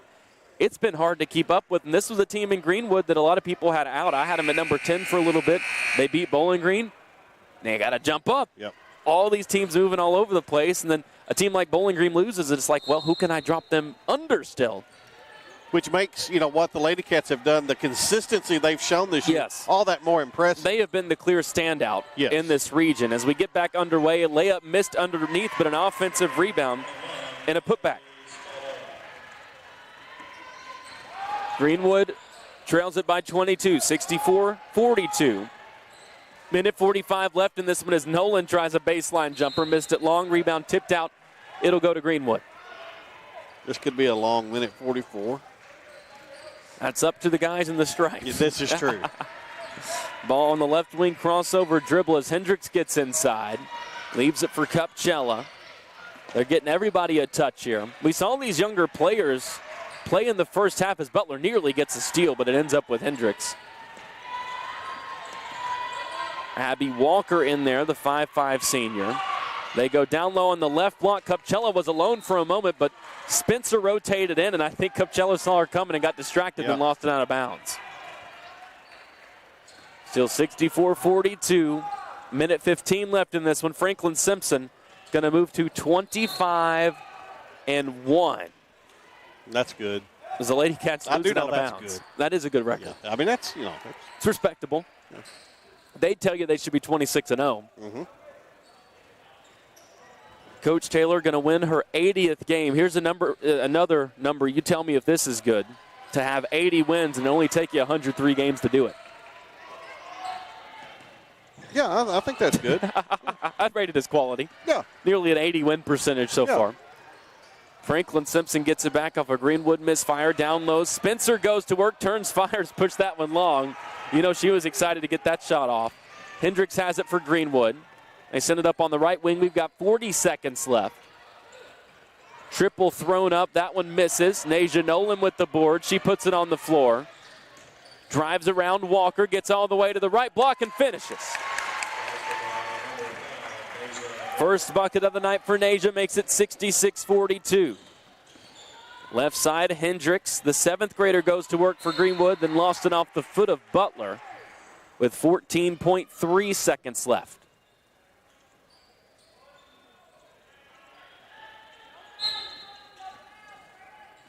Inbound pass into the corner. They try to hit a cutting Walker. The pass is knocked away. Franklin-Simpson has it, and Coach Taylor calls off the troops. 66-42, our final score in the first of 2 games from the Swamp. The Lady Cats move to 25-1. Overall on the season, they remain unbeaten against the 4th region. They're 15-0 against 4th region teams. Came in with an average margin victory in those games of plus 33. Just another day at the office. Greenwood keeps it a little tighter, 24-point game. They outscore Franklin-Simpson by 2 in the second half, but the Lady Cats, hold on, 66-42 after they build up a 42-16 halftime lead. We'll take a break. When we come back, we get you all the final numbers from this one, and then we'll get into the boys matchup from the Swamp, Franklin-Simpson and Greenwood. Again, your score in the girls matchup, 66-42. FS takes it. You're listening to Lady Cat Basketball on 92.3 WFKN.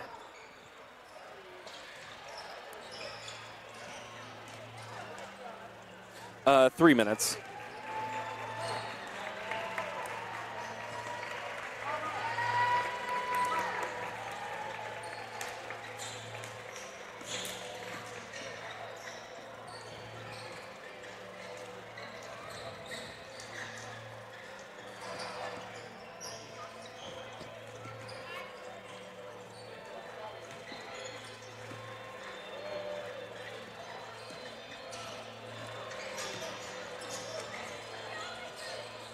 Did the Kentucky game go final? Not yet. Kentucky's down 2, but they have the basketball, like 18 seconds left, I think.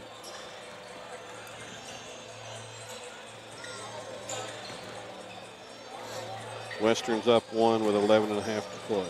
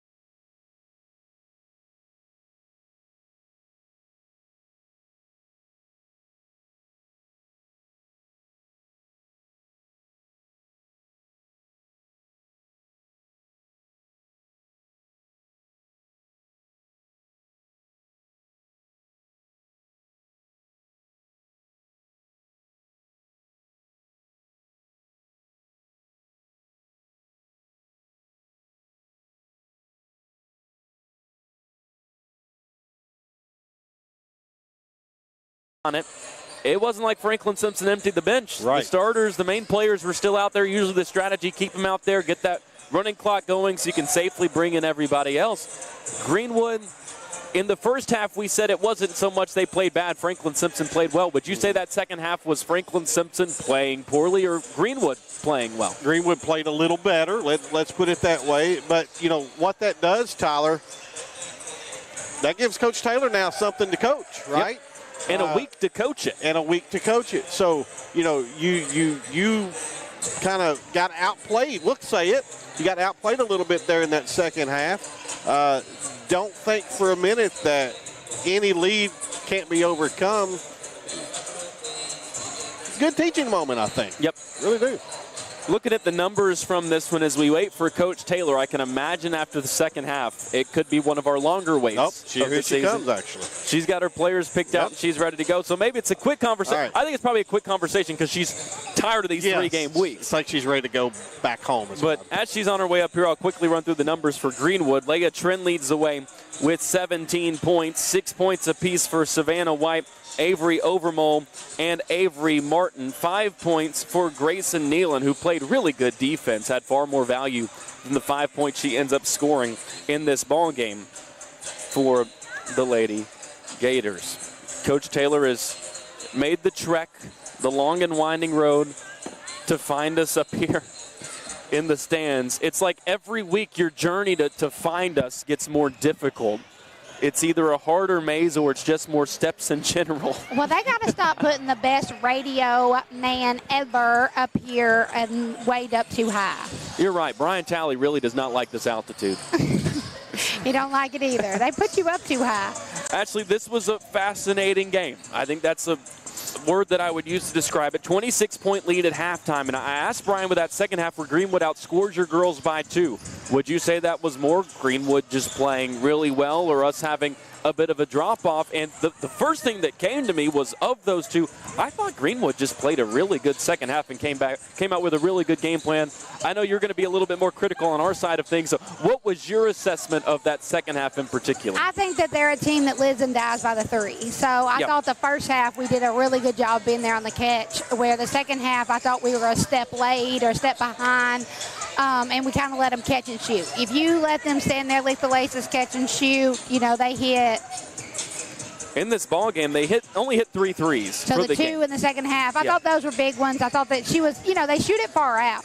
And so I thought that, and then I thought we gave up a few fouls down the stretch right there, put them on the line. They did go 9 for 10 at the stripe. Yeah, they shoot it well from there. And then I think we got a little tired. But I thought we still executed on our other end. Like, we never let it get back into a ball game. That lead, we protected that lead that we built in the first half. That was the biggest thing that stood out to me from our side, was just the stamina side of things, which 3-game weeks are hard to do. And we're on our 3rd week of it. Playing Friday, Saturday in particular, when Saturday is almost always a rest day, is hard to do. But Coach Spencer brought this up yesterday, and, we've talked about this before, especially the 2A tournament, the midseason tournaments. These are the type of situations that get you ready for district, region, and potentially state tournament time. Definitely. We knew, coming on the road, being on the road Friday night and having to come back on the road again on a Saturday, that we haven't played a Saturday game outside of a tournament style all year. So this is our first Saturday that we've actually played just a regular game. And so I was happy with how my girls came out and executed and responded from last night.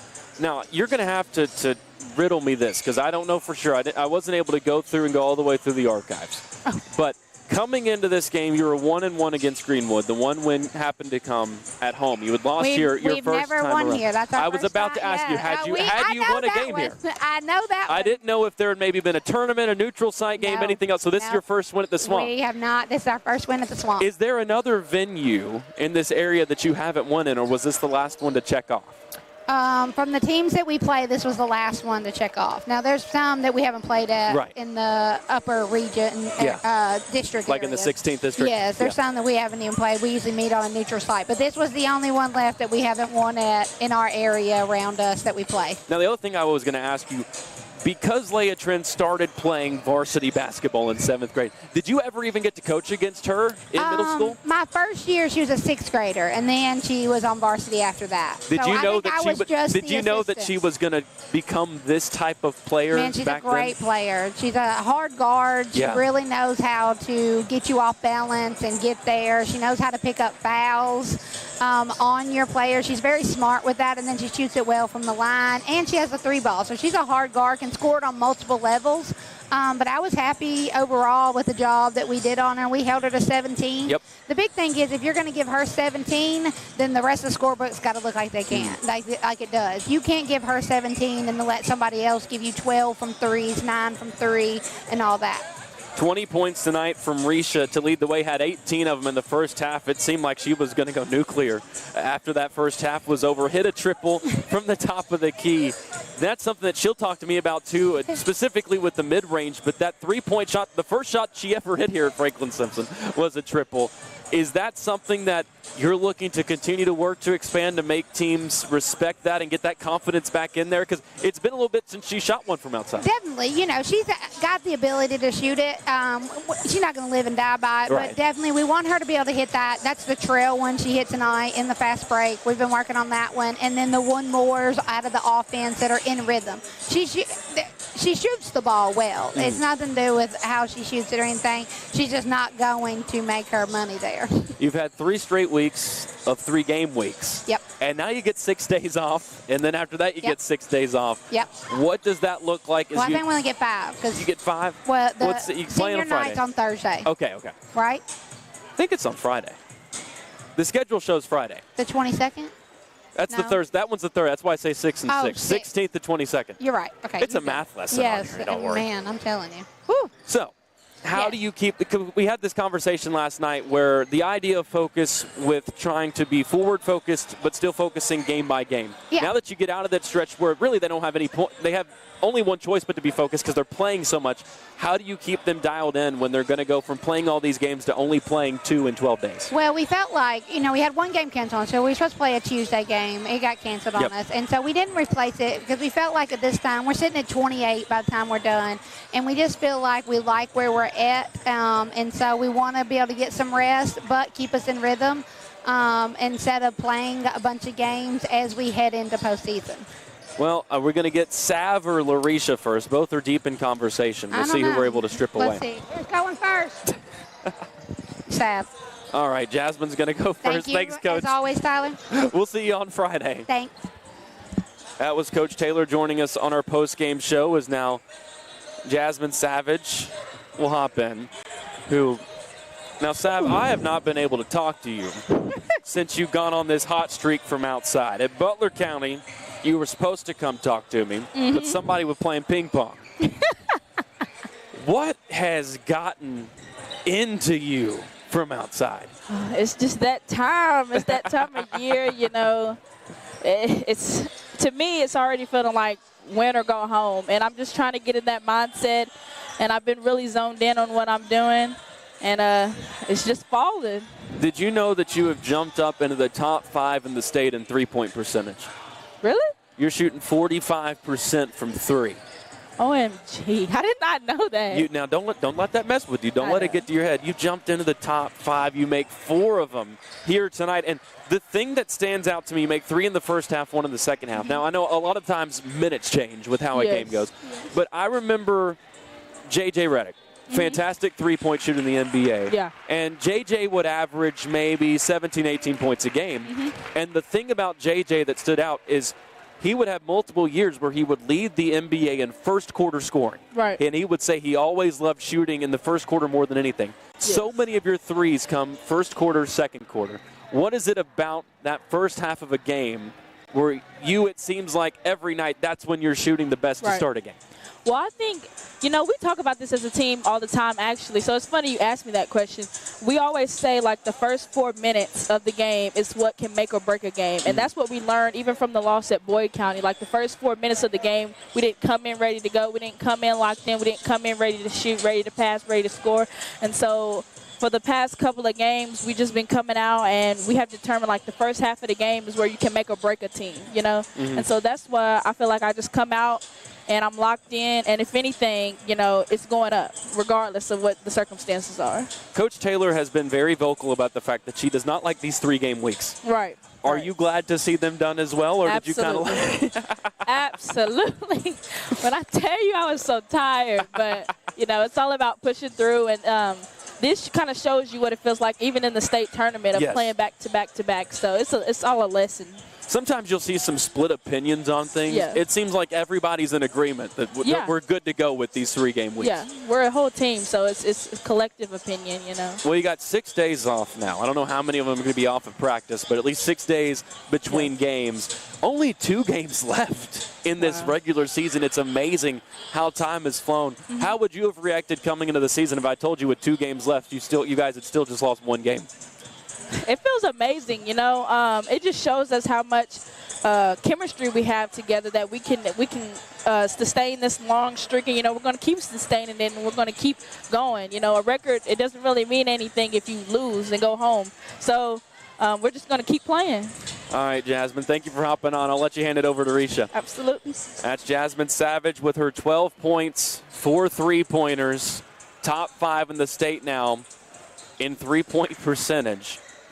As now we're joined by someone who you can also see in the state rankings in scoring and in rebounding, Miss Larisha Cawthorn. Larisha, it's been a long time since we got to talk on here, hasn't it? Yes, it has. 20 points for you tonight, 18 of them in the first half. After that first half, I thought we might see a career night. Things kind of slow down there in the second half. Would you attribute that more to fatigue with another one of these 3-game weeks, or what kind of happened there in the second half? Greenwood started playing better basketball. They had that zone. What kind of went awry after that 18-point first half? I would say it is kind of fatigue, but I think it's also us slowing the game down. Whenever we have the lead, it's not really of us having a rush. It's us being really being smart and knowing what we really have to do. So forcing shots isn't a really good thing.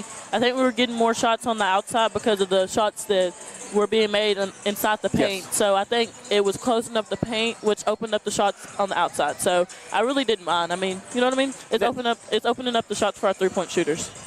Would you consider yourself one of those three-point shooters after that shot we saw 2 or 3 feet off the top of the key in the first half?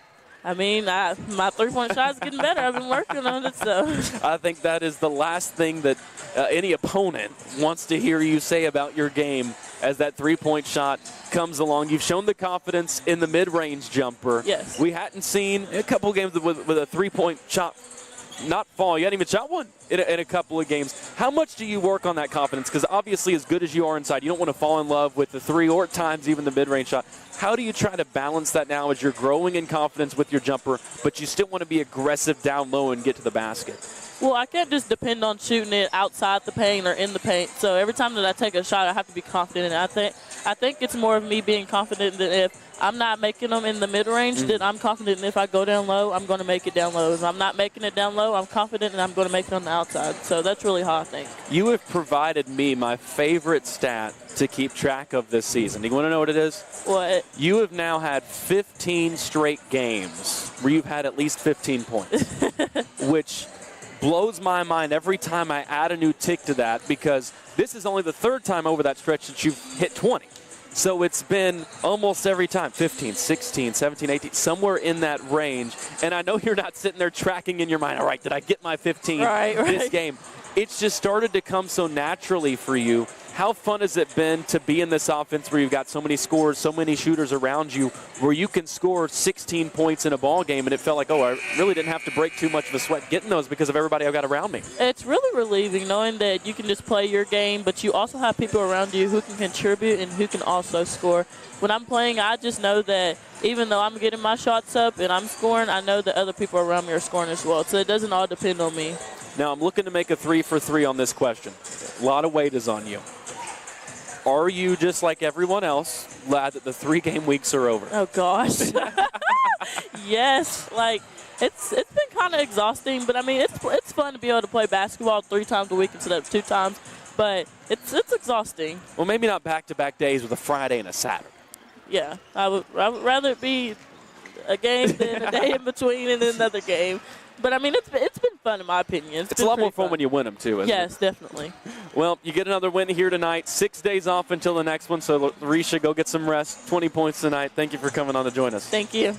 That's Larisha Cawthorn joining us, the leading scorer for Franklin-Simpson in this game. 20 points for the 8th time this season. 12 points apiece for Lanaya Brown and Jasmine Savage. 7 for Chloe, 6 for Caitlin McAllister, 5 for Vanessa Ray, and 2 apiece for Sanaya Downey and Naja Nolan. Out of necessity, that's going to do it for our coverage of the Lady Cats. Brian Talley, we probably need to get some Wildcat basketball, don't we? Yeah, it's just about Tyler. It's just about that time.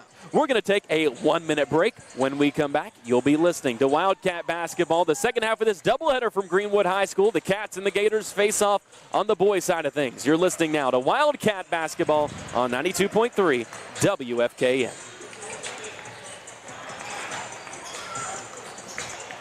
Minute here.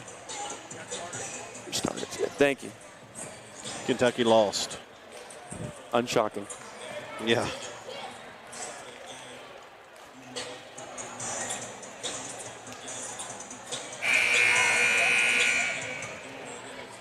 Good evening, sports fans, and welcome to the Swamp for tonight's second game of the doubleheader matchup of Coaches versus Cancer, featuring the visiting Wildcats of Franklin-Simpson and your Greenwood Gators. The National High School Federation and the Kentucky High School Athletic Association require officials to enforce sportsmanship rules. High school athletics emphasize positive values in all of us who work hard to create a sense of support, respect, responsibility. I had guessed the starters correctly. Of course you did. It helps when they only play like 5 guys. Yeah.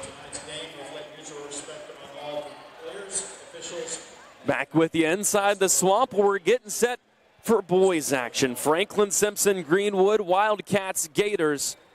The Wildcats looking to keep things rolling after, just like the Lady Cats, finishing the regular season undefeated in 13th district play with a win last night over Logan County. The Cats now 13-9 overall on the season against a Greenwood team that's just 11-14. But Brian Talley, as we'll talk about as this broadcast goes on, they are much better than that record would indicate. Let's meet the starting 5 for both teams. First, for the Gators, under 5th-year head coach Will McCoy.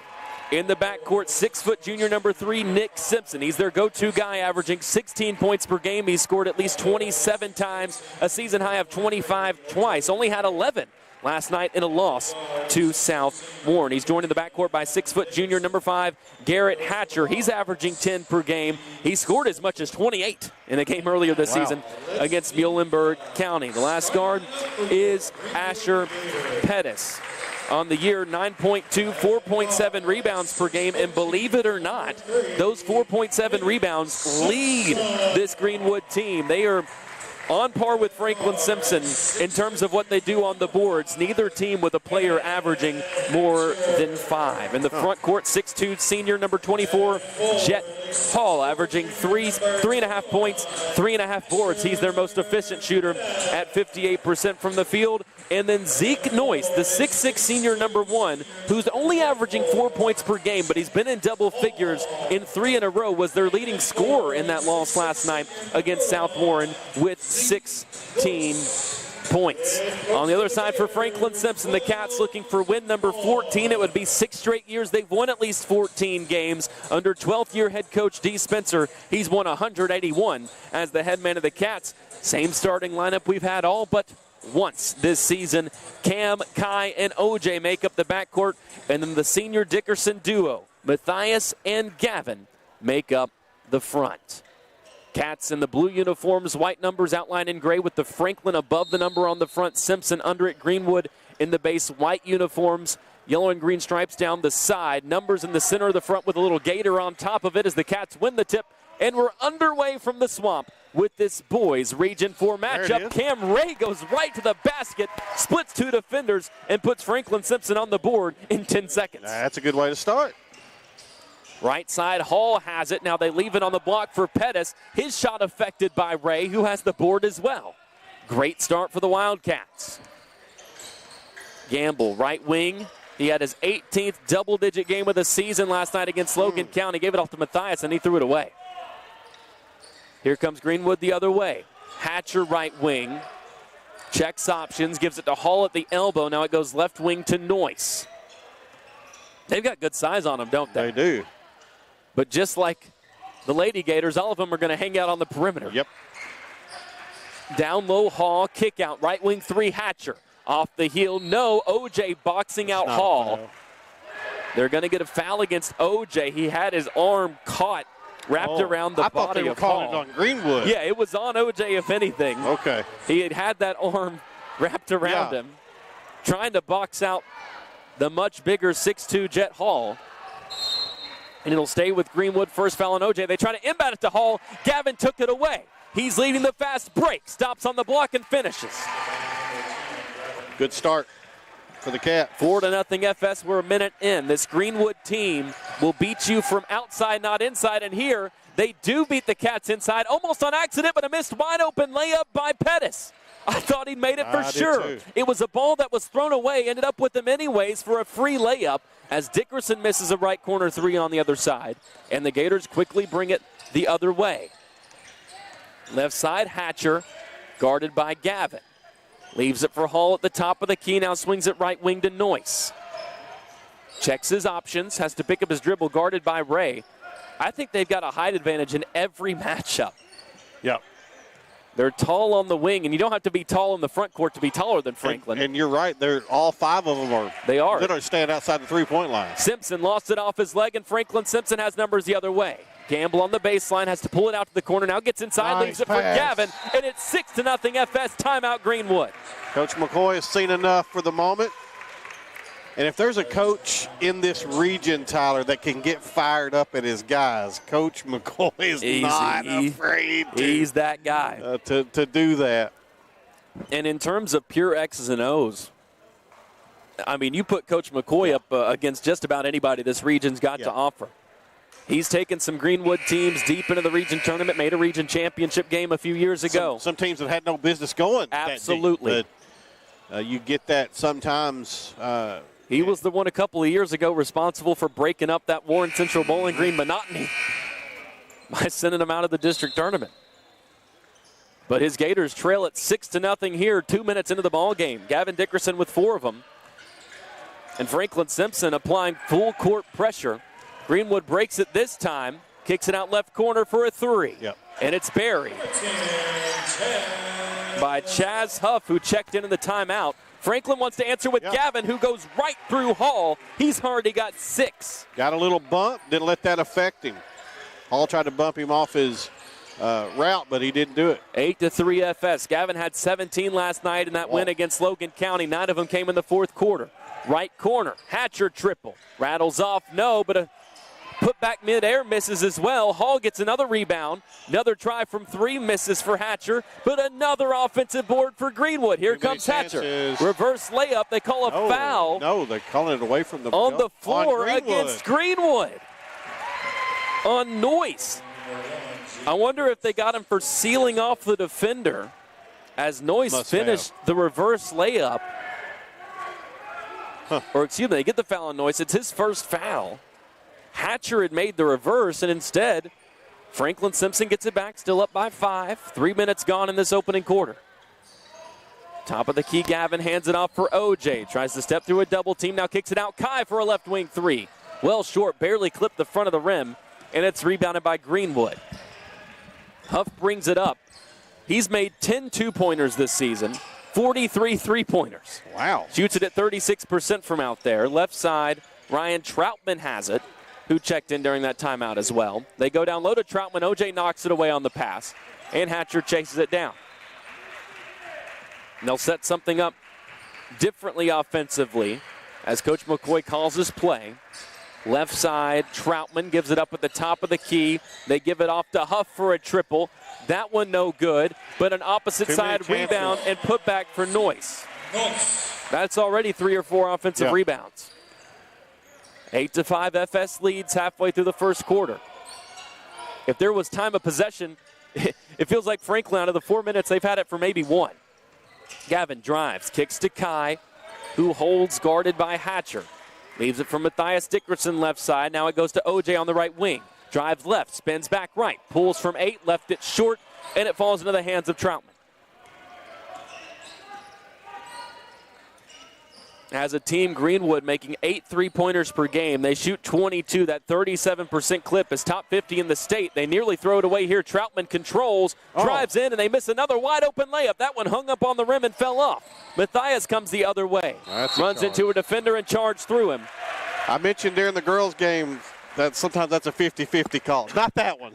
That one was 100-0. Yeah, that was easy. I could have called that one, in other words. McAllister and Scherer in, Partinger and Gamble out.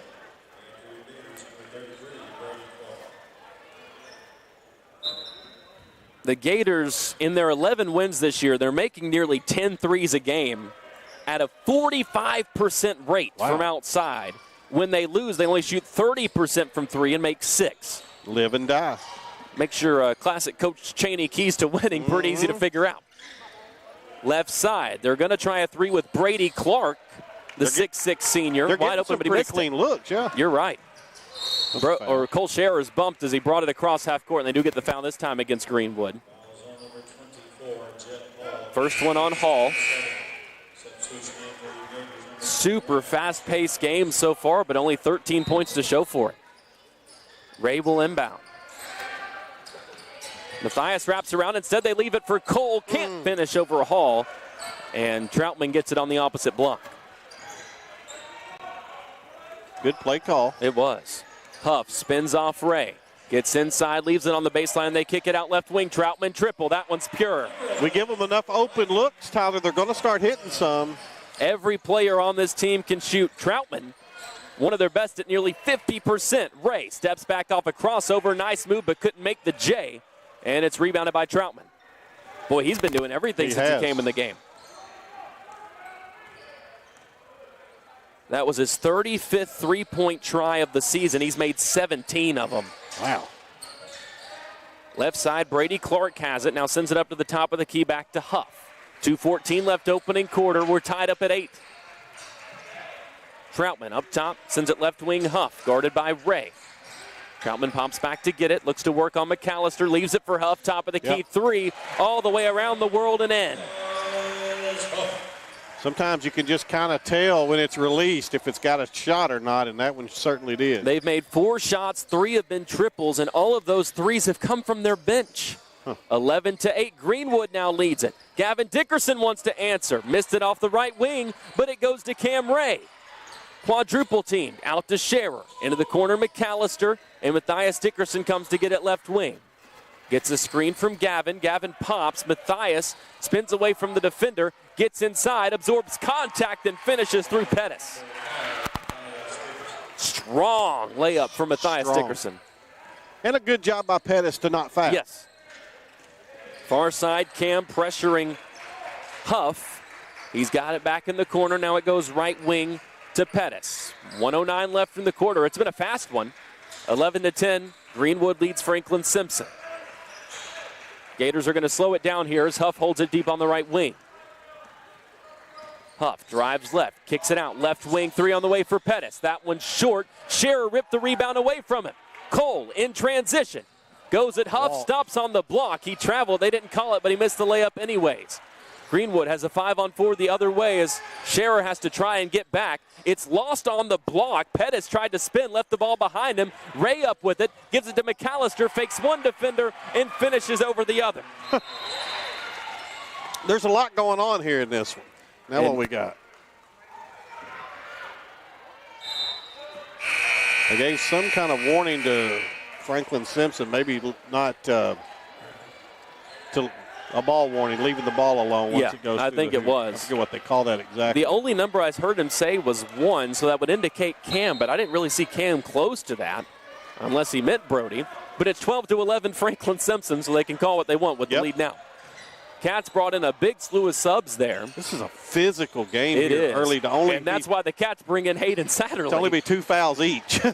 Left side drive by Simpson, kicks it into the corner to Pettis, and he throws it to, I think he was trying to hit that other trash can or in the left security corner. guard. We've already seen a ball go in the trash can in the right corner. Yes. If he had thrown it into the left corner trash can, I would be able to say confidently that's the first time I've been at a game and both trash cans have been hit. And did you bet that parlay that you'd see that today? Is that somebody might have? It seems like. Ray brings it up, 5 seconds to work with. Gets a screen from Butler. Cuts inside, kicks it out. Kai, 3 seconds left. Contested, triple left short. Malik leaping, putback misses, and Brody tried to tip it in, and that was short as well. It's been a fun one so far, back and forth both ways. 1-point game feels pretty fitting. 12-11, Franklin-Simpson leads it at Greenwood after 1. You're listening to Wildcat Basketball on 92.3 WFKN. We can do a minute.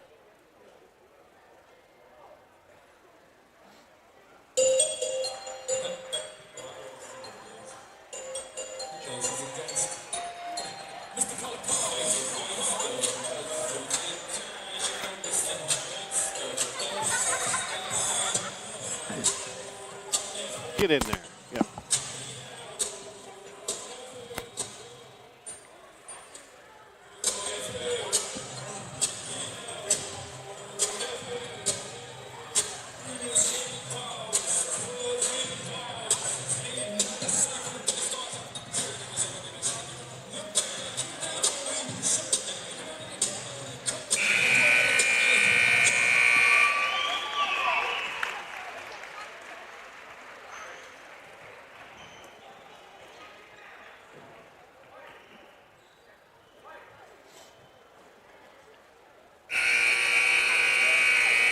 Tyler Eaton back here with you at Greenwood High School, joined by Brian Talley as we get you set for the second quarter between the host Gators and your Franklin-Simpson Wildcats, who lead it over Greenwood 12-11. Greenwood has possession to start this second quarter. They've made 3 threes already. The Cats have only made 2s. Neither team has had a free throw. Right side, Nick Simpson holds it. He's scoreless. He's the leading scorer on the season for the Gators, averaging 16 points per game. They work it into the left corner. Pop Simpson off a screen. Cuts inside, leaves it on the block. It was dropped by Landon Metter, the 6'3 sophomore. They're going to say it was touched last by Franklin-Simpson. I thought that was a great pass by Simpson. Metter should have had a wide-open layup. Metter hasn't played much, but he averages 3 points a game when he does. Greenwood's kind of been their own worst enemy here. They have. As now 3-second call. To your point. Yeah, to my thanks for making me look so smart there, Greenwood. It's one of those things where we talk about from the outside what we may perceive as unforced turnovers versus what are actually forced turnovers. A couple of these have been legitimately just unforced turnovers. Yeah, standing in the lane longer, and that's and let's face it, in this day and time, they give you more than 3 seconds. Oh, absolutely. You very rarely see that called, so he had to have been in there for probably 5. That's just a mental mistake. I feel like it might have become a priority for the region maybe halfway through the season to start actually calling those, because I've seen a pretty big uptick in 2024 as Ja'Kai Partinger gets it right corner and leaves it off for Gavin. Had it poked away initially, gets it back, now sends it to Kai. Cuts inside, floats one up from Hayden, it goes. First bucket for Ja'Kai, had 11 versus Logan County. On the other end, wild layup from Noyce misses, and Dickerson comes up with the board. Noyce was expecting the contact there. It didn't come, and he missed the layup. Gamble to Dickerson. Fakes the 3, steps into a mid-range J. Gavin missed it, but Malik Butler gets an offensive board. Now he's tied up down low, and the arrow leaves it with Franklin-Simpson.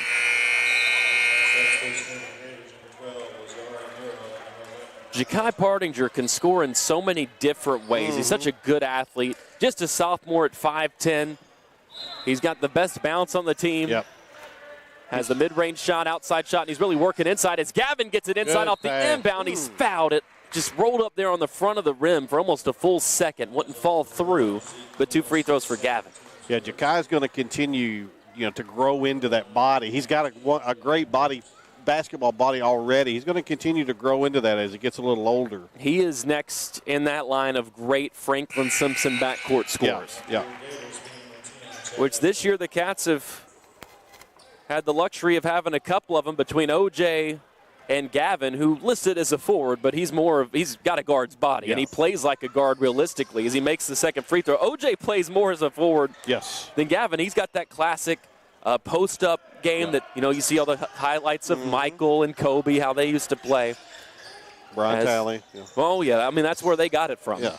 16-11, Franklin-Simpson leads after the free throws. Greenwood nearly throws it away again. Greenwood's struggling. Simpson has to work to keep his feet from going over and back. He has it 5 feet off the line, nearly took a 3, now puts it on the floor, drives, gets around everybody, and misses another open layup, but there to clean it up is Ojari Morrell. Boy, they've missed a bushel full of layups. Ojari Morrell, 6'5", sophomore, averaging 2 points, 1.5 rebounds. I think there's a Wildcat down in the corner maybe, Tyler. Trying to see who it is. They stopped play. They're going to check on him there. I don't quite the visual to tell who it is. On the floor right now are Kai, OJ, Cam, Gavin, and Brody. I wonder if it might have been, nope, Malik's on the bench. I'm not sure. That would really only leave Cole or Matthias of the players that have been in. And I see Cole. So we'll continue to try to track that as Gavin gets it in the corner, gets a screen from Cam, but they call an illegal screen against Cam Ray. Good call. Just didn't get steal soon enough. 16-13, Franklin-Simpson leading. And as I'm looking down on the bench, Brian, I don't see Matthias there. So I think that may be who they're working on in the corner. Just out of our vantage point, as Murrow gets called for a travel, took steps as he got stuck on the block. I'm not sure what happened. I'm not either. We can't even see whatever player it is, we can't see them on the floor. We do know there's a player on the floor being treated to. But for reference, if you're just joining us, we're 14, 15 rows up in the bleachers at center court. I'm glad I didn't pay for this ticket. OJ spins, stops, tries the second time, missed it, tried to tip out the rebound, but Simpson is up with it for Greenwood. Brings it across half court himself, goes all the way to the left block. Gavin blocked it. They call a foul. That's a bad call. Gavin goes over and starts shadow boxing with Easton Kelly on the bench. That was a missed one. And, you know, let's, for kicks and giggles, say there was minute contact there. This has been a very physical game. Yes. You can't start calling that now. You know, both teams have kind of, I think, adjusted to the way it's been called.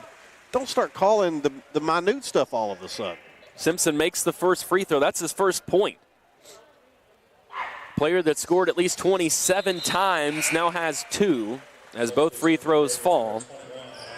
That's another place these Gators thrive, and that's been a Will McCoy special. They're an excellent free throw shooting team, 72%. That's top 50 in the state. And all of a sudden it's a one-point game. 16-15, 5:20 left before halftime.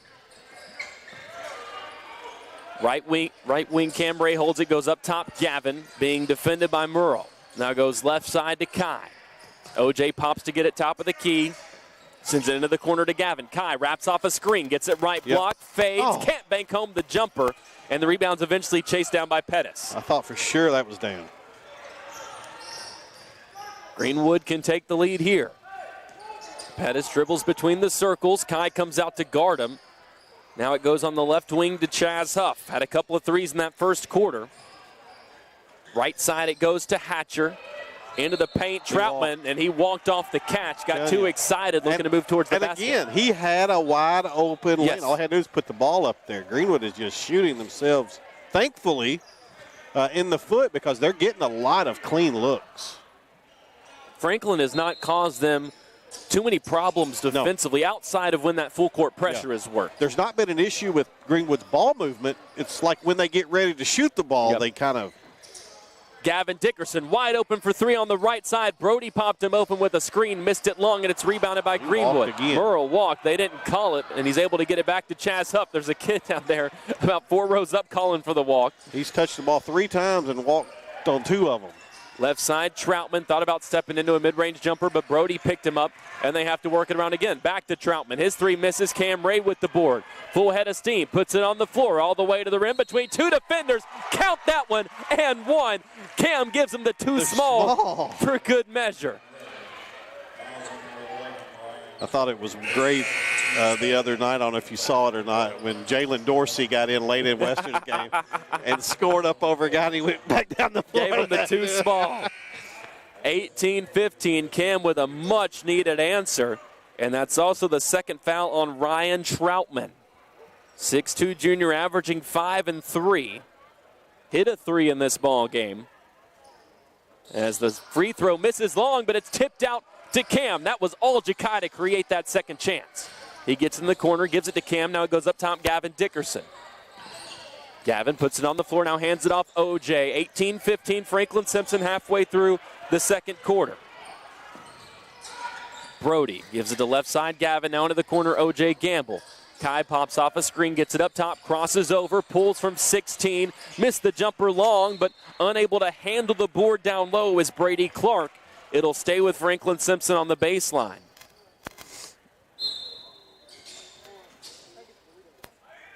Inbound pass comes into Gavin at the top of the key, and he hands it to Jakai. Picked up by Jet Hall. Gives to Brody, who pulls it out, and it goes to Gavin. Drive, splits the defenders, misses the layup long. Kai with another back tip, but this time it ends up with Greenwood. Clark brings it across, kicks it out at the last moment. Triple on the way, that one air-mailed from Huff, but Greenwood gets another offensive rebound, works it inside, layup missed, and then it's ripped away from Pettis by Cam Ray. Boy, he's played a game so far. Ray leaves it for McAllister, now 3 minutes left before halftime. It's still 18-15, Franklin-Simpson. No Matthias yet on the bench. Still not seeing Matthias over there. Right corner, Jakai Partinger gives it up top to O.J. Gamble. Left side, Brody lost it for a moment, but gets it back and gives it to Kai. To O.J. baseline. This tempo is how Franklin-Simpson wants to play these Gators. Slow them down. Brody, left side, takes a step, now gives it off to Cam. Ray puts it on the floor, wants to attack, runs into traffic. They don't call a blocking foul. Instead, it's a Gavin Dickerson triple off the heel, no. And I think they're going to get Cam fighting for the board down low. If they do, it's his second. And if there's no Matthias, now it gets into dicey territory. We'll see if Franklin makes a sub. They do. Malik Butler will come in.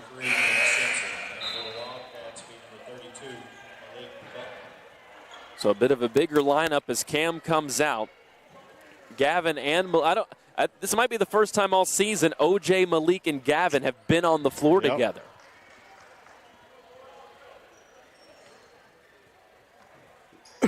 Brody and Kai make up the backcourt. Franklin-Simpson just going to man up defensively here. Ball goes on the right wing to Hatcher. They pop out Pettis for a triple. That one way off the left side. Didn't even catch the iron. And it's boarded by Butler. Another wide open look, just missed badly. Today seems like one of those days that Greenwood's not hitting well from downtown. And that's what happens when you got to play back-to-back Friday into Saturday, and especially for these Gators. They lost the last one against South Florida as Malik barrels right through Jet Hall. Credit to him for being able to stand there and take that charge. And yet another call I could have made, Tyler. Let me tell you, I personally would not take a charge from Malik Butler. No. I would pull the Stephen Curry and just lay down. Yes. Greenwood has it back. They still trail it by 3. Under 2 minutes left before halftime now. Left wing, another wide open 3. This one for Brady Clark. And he buries it. They're going to keep shooting them. There ain't no doubt about that. He's a 40% shooter from outside. One of the 3 seniors on this Greenwood team, and they've tied it up at 18. OJ hesitates on the wing, gets baseline, now kicks it out Brody. Kai wants it up top. Thought about a 3. Wish he would have pulled the trigger on that one. Instead, hands it off to OJ Gamble. Cats have been stuck on the perimeter a lot as now OJ takes matters into his own hands, gets inside, but had the shot affected, wanted a foul. He's still frustrated on the floor. Greenwood has numbers the other way. Contact down low. They don't call that one, but Hatcher finishes anyways. Garrett Hatcher with the bucket to give Greenwood a 2-point lead. Kai has it poked away from behind by Hatcher, and here come the Gators. Carry, though, Hatcher lost control and then brought that hand over the top of the ball. Fortunate break for FS with 52 seconds left before halftime. Update from our college basketball reporter. Kentucky drops one to Gonzaga, 3rd loss in a row at home. And WKU comes back and beats Jacksonville State by 11 on the road. So that was a nice 2-game road trip for Coach Lutz. That's a good win. And his guys. After you beat the conference leaders in Louisiana Tech. Franklin-Simpson gets a foul called against Garrett Hatcher of Greenwood as Ja'Kai Pardinger was holding it up top. 41 seconds left in the half. This is in range of hold it for 1 territory, 45 seconds and under. And for that purpose, they're going to bring Cam Ray back in with his 2 fouls. Malik comes out. And Cam will hold it at that G logo at half court. 35 seconds now left in the second quarter. OJ gets it. They wrap it around to Brody. Now to Ja'Kai left corner.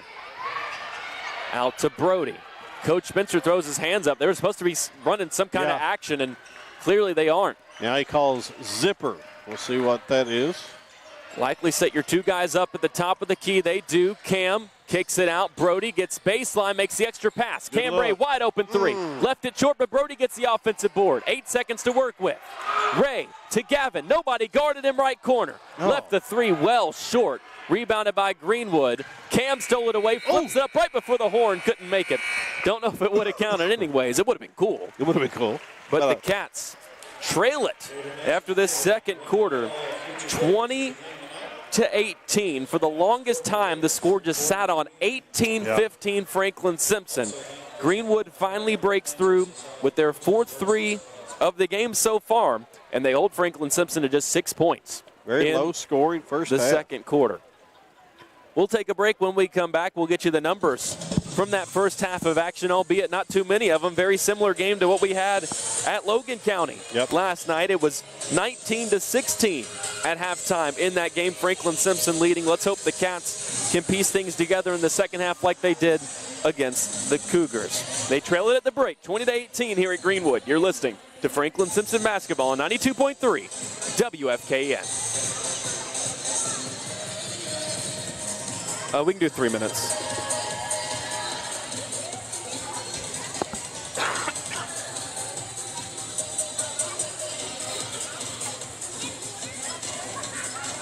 Western only committed 1 turnover in the second half.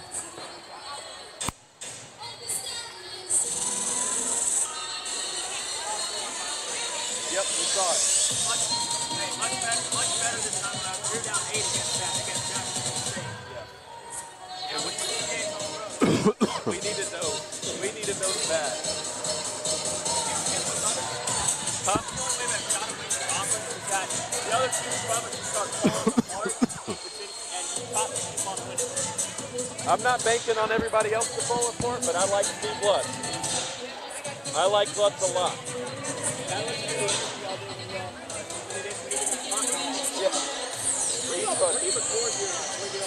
I do them at home. We just do it over Zoom.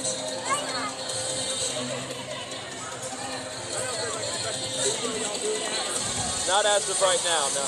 I'd love to do them in person eventually, but it's just easier to do it on Zoom.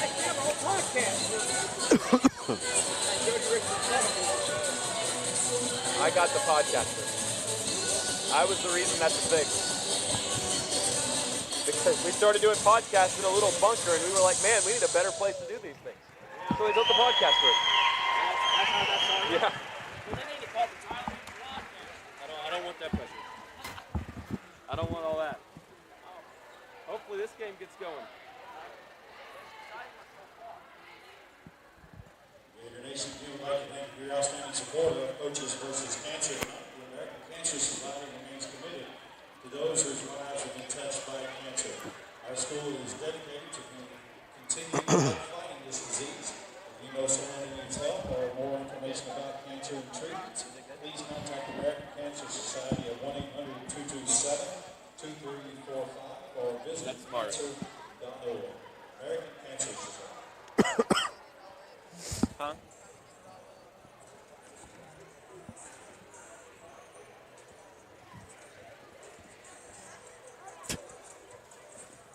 She's going to hit you. Well, I was going to say she would never. I didn't want to say that.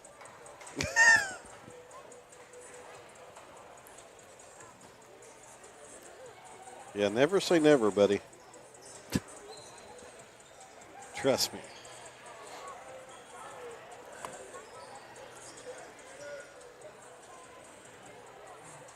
Just a scoring update for you fans. As you're probably already aware, Gonzaga beat Kentucky this afternoon, 89-85. But the good news on the day, Western Kentucky beat Jacksonville State 70-59.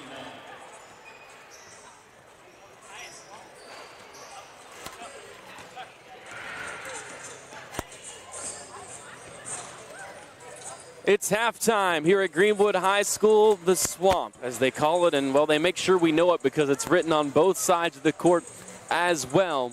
Greenwood leading Franklin-Simpson 20-18 in the boys matchup of this Saturday doubleheader.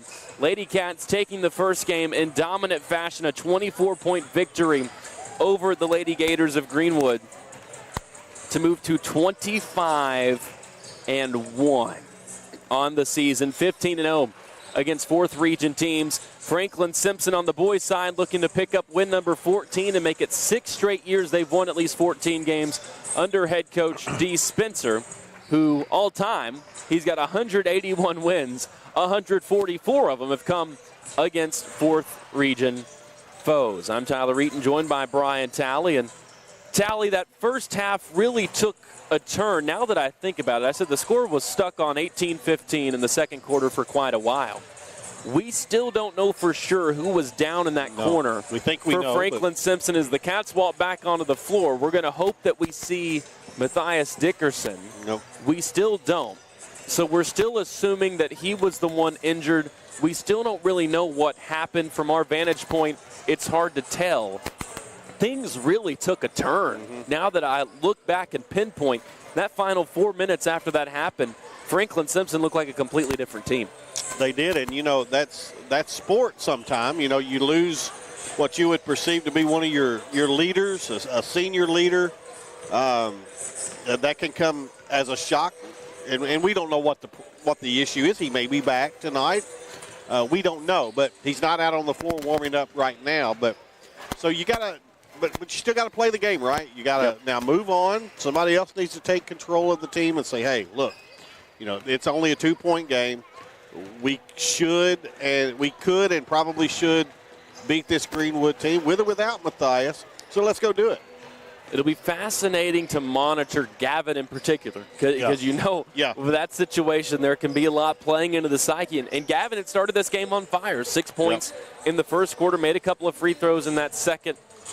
Not just does it change that dynamic, but all of a sudden you take a Franklin-Simpson team that is already just running an 8-man rotation that sometimes we see shrunk down to 7. Against Barron County it was a 7-man rotation. Where do you find, if any more pieces, do you reach for any more pieces? How do you change now who's on the floor together? Because some of your setups, like we talked about, OJ, Malik, and Gavin, that might have been the first time all year, despite the fact they're all in the rotation, that they're all on the floor at the same time. And that's the danger, right? Because we're far enough into the season now where if we were deeper than 7 or 8, then we would be deeper than 7 or 8. There would not be a question about that. So what the saying is, you play the hand you're dealt and try to go win a basketball game. That is just the fact of the matter. Again, 2-point game, a game the Wildcats can still win very easily. Let's take a look at the numbers that have gotten us to where we are with a 2-point Greenwood halftime lead. First for the Gators, 6 points from Chaz Huff is enough to lead the way. He made a couple of triples in the first quarter. The Gators made 3 in that opening frame, only 1 in the second quarter. There were only 15 points total scored in the second quarter. Greenwood outscoring FS 9-6 after Franklin-Simpson led 12-11 after 1. I think that this is the last way that anybody would have expected this game to go. Greenwood averages 63 points per game on the season. They're 11-5 when they get to 60. They've given up at least 60 points 17 times. So 16 times they've scored it, 17 times they've allowed it. They had given up at least 60 in 11 of their last 12 games. And here we are in total between both teams, 38 points scored at halftime. For the rest of the Gators, 3 points for Ryan Troutman, 2 points apiece for Ojari Murrow, Garrett Hatcher, Zeke Noyce, and Nick Simpson, who's averaging 16 points per game on the season. He's only got a couple of free throws. Noyce, who has 2, had scored double figures in 3 straight games coming into this one, including 18 points against Bowling Green. If you know that going into the game, you'd probably think, wow, you got a nice lead at halftime if you're the Wildcats. If you're Franklin and you had held Greenwood to 20 points in the first half, you probably feel amazing. And imagine if you're Greenwood and you've held Franklin to 18. You probably think you're up 20 right now. Instead, it's a 2-point game. On the other side for the Cats, 8 points from Gavin Dickerson leads the way, 4 points for Cam Ray, who did a great job on defense, running the offense, 2 points for Kai, Matthias, and Brody McAllister rounds out the scoring for FS. So, Tally, with about a minute left before we get this second half underway, I'm going to pitch it to you. How do the Cats need to start this second half, especially if you're accounting in no Matthias Dickerson? What's the biggest tweak to make? Because you've only given up 20 points, but Greenwood's had some bad turnovers. They've missed some open shots.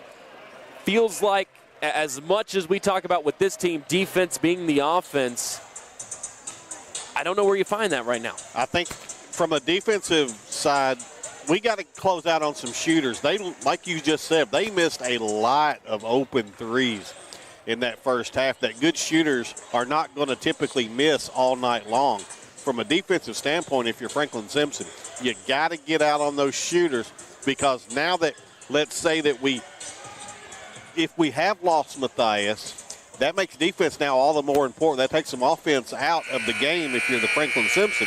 So that makes defense all the more important. Just to bounce off of that, Matthias Dickerson now in his street clothes. He is, I see him. Down beside the bench, so he's done for the night. There's your breaking news. Matthias out for the rest of this ball game. The Cats going to have to find a way to do battle without him. Brody McAllister starts the second half, and his spot is we're underway. Greenwood with the ball first, leading it 20-18 here at the Swamp. Simpson has it on the right wing, guarded by McAllister. Gets past him, gets inside, flips it out left wing, 3 from Hatcher. It's perfect. Again, Tyler wide open. Yep. 23-18 Greenwood. If you go back to the first half, they're currently on an 8-0 run. Dickerson shovels to OJ, spins at the right elbow, spins back left, throws one up from 4, and it goes in. Maybe the 2 most important points of the night so far for the Wildcats. And here's a surprise. First points of the night for O.J. Gamble. Took him into the second half. Left corner 3. That one misses for Noyce. Here come the Cats. O.J. puts it on the floor. Left side. Stops. Pops. Good no call there. Missed it as trying to draw the charge was Hall. Didn't do it. Like you said, good no call, but did a good enough job of bumping O.J. off his course to where he felt like he had to try and fade away instead of going up and through him. Ball is lost out of bounds on the far side, but Franklin-Simpson knocked it out. It'll stay with Greenwood. Simpson brings it up, hands it off on the right wing. Pettis right back to Simpson, guarded by O.J. Back to Pettis between the circles, looked left side, but he goes right.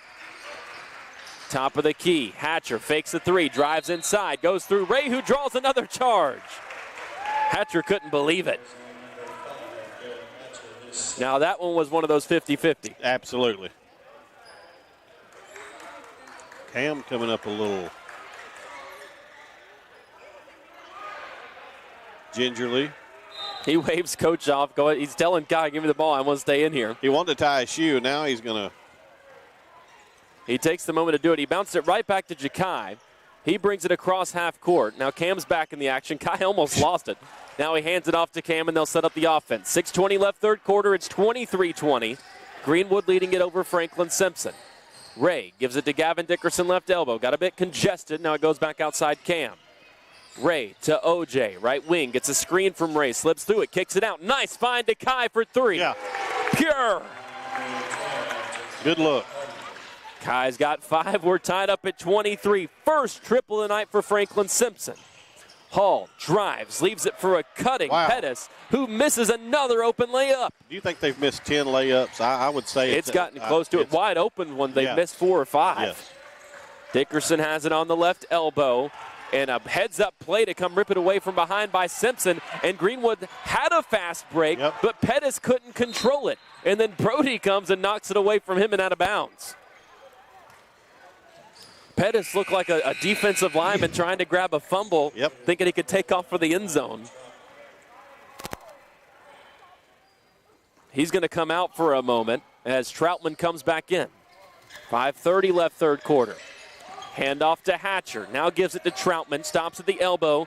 Goes down low. Hall. They've got a mismatch with Ray on him, and Cam had to foul. And that's his 3rd.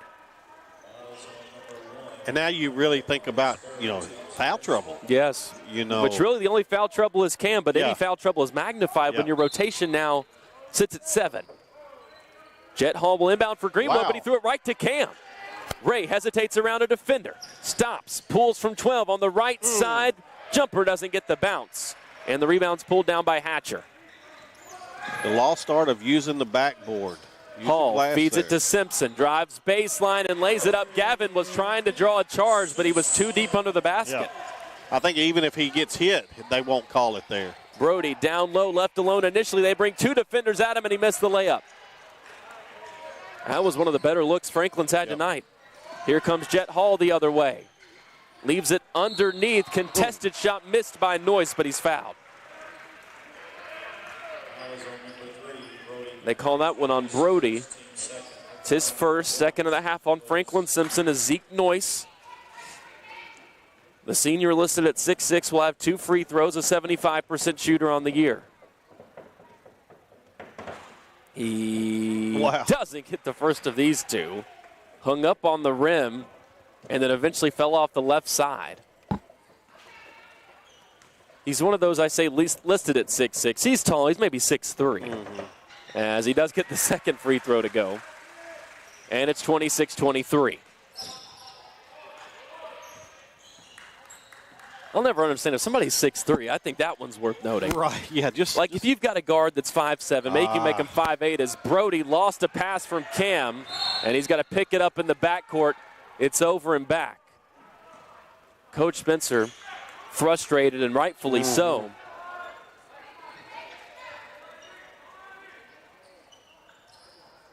And so much, again, just have to you got to throw out the window with Matthias out. Yep. Who, to his credit, is down there cheering on his guys. As I think Cam's had a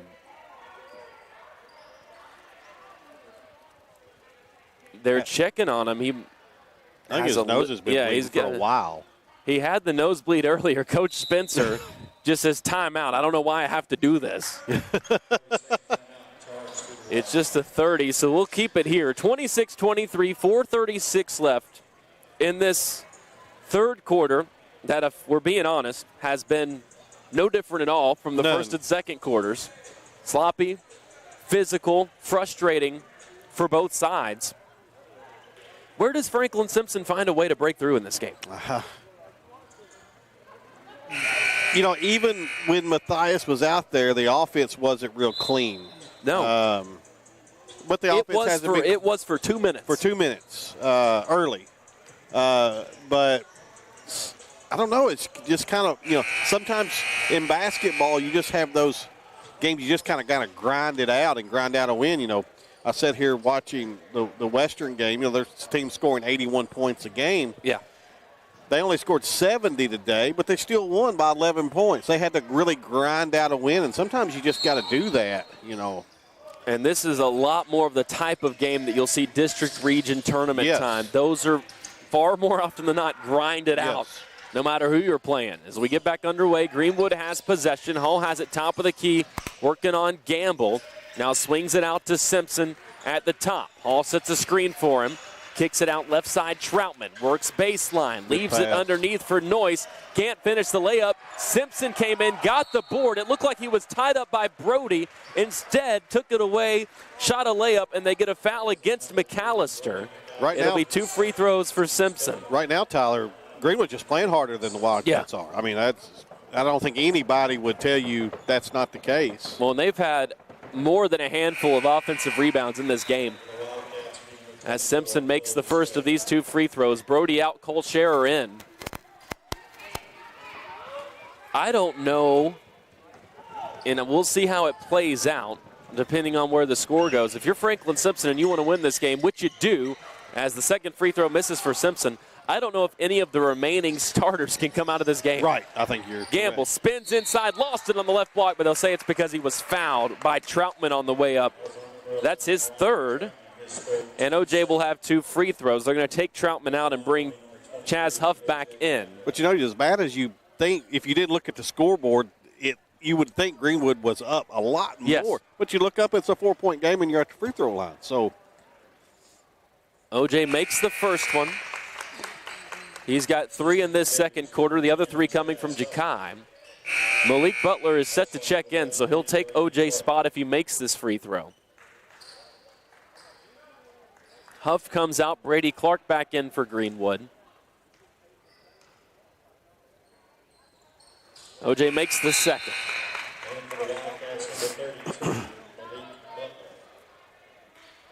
So now it's Butler, Scherer, Gavin Dickerson, Ja'Kai Partinger, and Cam Ray. This might be the first time all year we've seen Cole and Malik on the floor together. Just going to say that. And because of that, Kamari Phillips is getting set to get some minutes. He'll check in at the next dead ball. Brady Clark, top of the key, 3, perfect. Another open 3. They used an off-ball screen to spring him open. Here comes Gavin Dickerson, nearly walked down low, leaves it for Malik. Goes up through contact, and he's fouled. Yep.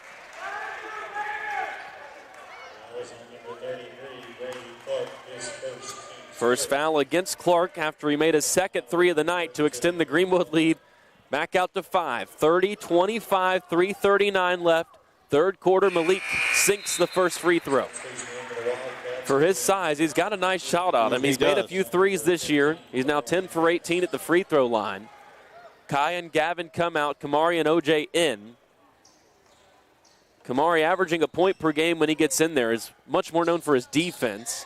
As Malik's second free throw bounces off the heel. It looked like it might fall through, but it ends up missing. And Greenwood comes the other way with it. Noyce stops on the right wing, leaves it down low. Clark, he's fouled. Cole didn't have much else but to do but foul there. But he prevented 2 points, and then he prevented the and one for sure.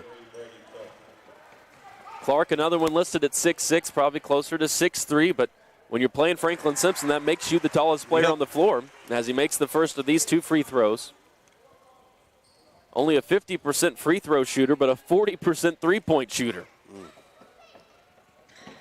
Misses that free throw, so he stays true to his percentage, but another offensive rebound as Simpson came up with it. Looked like it had to be a jump ball again. They don't call it. And then Simpson gets fouled as he came out of the pack with it. They call it on Kamari, and that puts Greenwood into the bonus too, so 2 free throws for Simpson. Still with 3:26 left in the quarter, they're in the bonus. Gavin was set to come in for Malik. They don't let him come in yet. They're going to make him wait after this first free throw. I've never understood that. The Franklin-Simpson fans rattling their feet on the bleachers here as the first one falls for Simpson. Gavin comes in, Malik out. It's 32-26. In what has turned into just a slog of a game. It's like they're playing in a literal swamp. Yes. It's not been, it would not win any awards for perfection. Simpson makes the second free throw. He's got 5 in the quarter now after a 2-point first half. And Greenwood leads by 7, 33-26. Ray tries to go to Phillips, and he threw it away underneath the Greenwood basket. It's recovered by Hatcher, and Phillips had to race in and foul him to prevent a layup.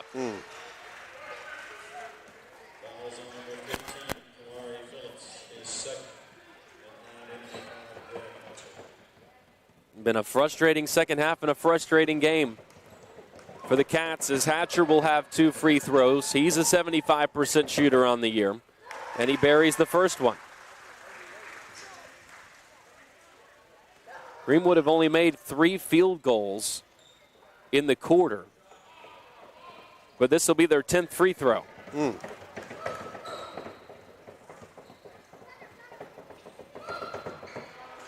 lane violation on as it misses. You're right, they're going to get a lane violation.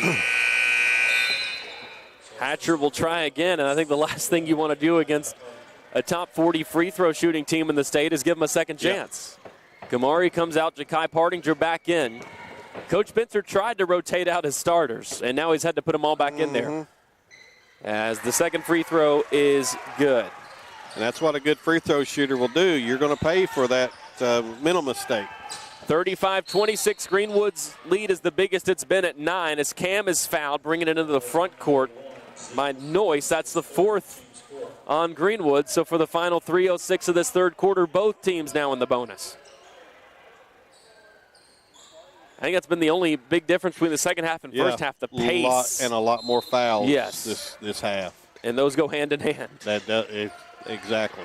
Cam looking to inbound, gets it to Kai on the right wing. Right back to Cam in the corner. They play hot potato. Now it goes to Gavin, top of the key. Left wing Scherer. Drives and hands it off to Ja'Kai.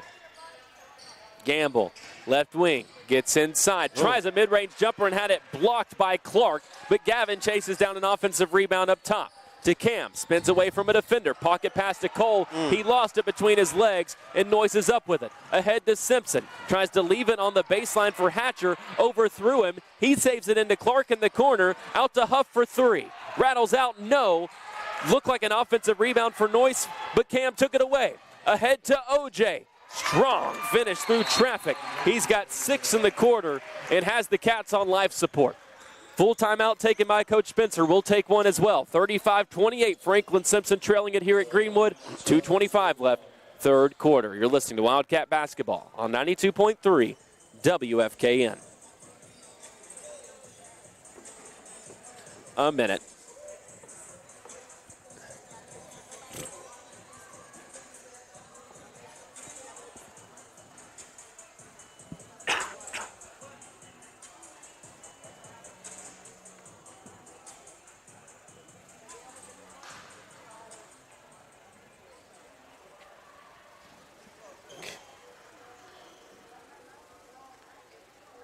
Yeah, they did not wait until tonight to get the pitchforks out. I would have been surprised.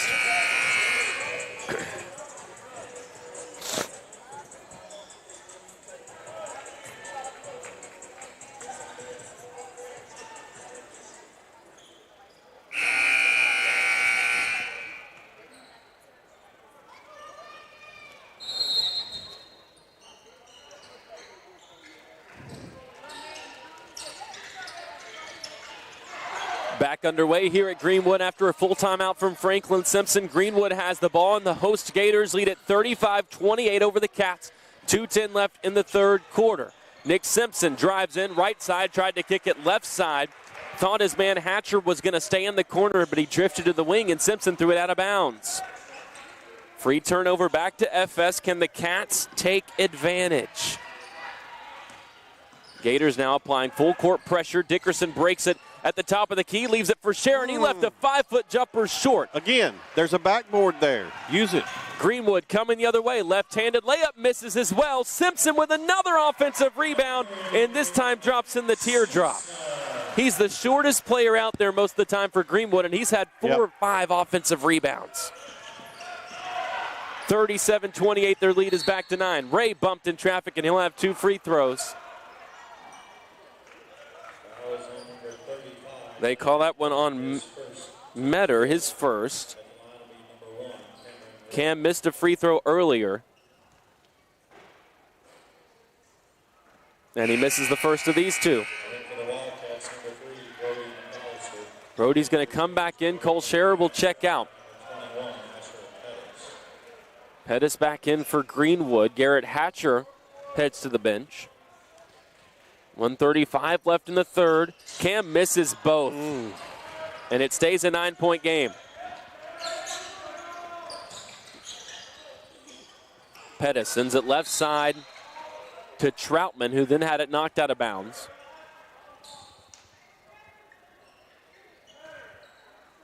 Franklin-Simpson hasn't gotten to the line much. 9 tries. They've only made 5 of them. Greenwood has lived at the line in the second half. They've gone 7 for 10 in this third quarter alone. Troutman gets it left side, runs to the free throw line, now leaves it on the baseline for Metter, and he buries a 15-footer. Lead is double figures for Greenwood, 39-28. They've scored 19 in the quarter after they had 20 at halftime. Ray, crossover dribble, gets inside, gives it to Brody. To Gavin on the baseline, outside Ja'Kai Pardinger, 3 left short. Rebound fought for down low. OJ in a scrap for it, but Huff comes out with it. Knocked away by Ray. Now it goes out of bounds. Who's it off of? They'll say it's out off of Franklin-Simpson. Ball's flying everywhere. Cats are hustling. Yep.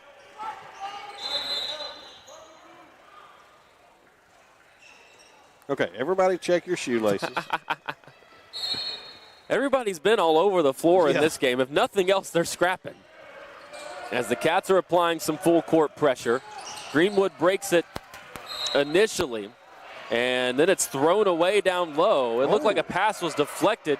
Coach McCoy thought it was, as Clark was trying to leave an easy one on the right block for a layup. Franklin-Simpson gifted a possession there. Yeah, I think the Wildcats back-tipped that and went out of bounds. That was either one of the worst passes of all time or it was deflected. I don't know how you could have made that ball go that direction off of a pass. Cam goes down low. Gavin fakes once, up and under, fades from the right side, and he makes the jumper. Give Gavin 10. He's into double figures. Down low. It was initially lost by Metter, and then he walked with it. He lost it, got it back, and then they say he took steps trying to gather it for the layup try on the block. That was another iffy call. For sure. 10 seconds left in the quarter. Ray walks it across. Right wing, crossover dribble. Uses a screen from OJ. Kicks it out. Kai. They gambled on the steal. Kai buries the triple. Here come the Cats. 39-33. A double-digit lead is trimmed down to 6. And Franklin-Simpson has all the momentum going in to the fourth quarter. Can they keep it rolling? Let's find out together. You're listening to Franklin-Simpson basketball on 92.3 WFKN. We can do a minute again.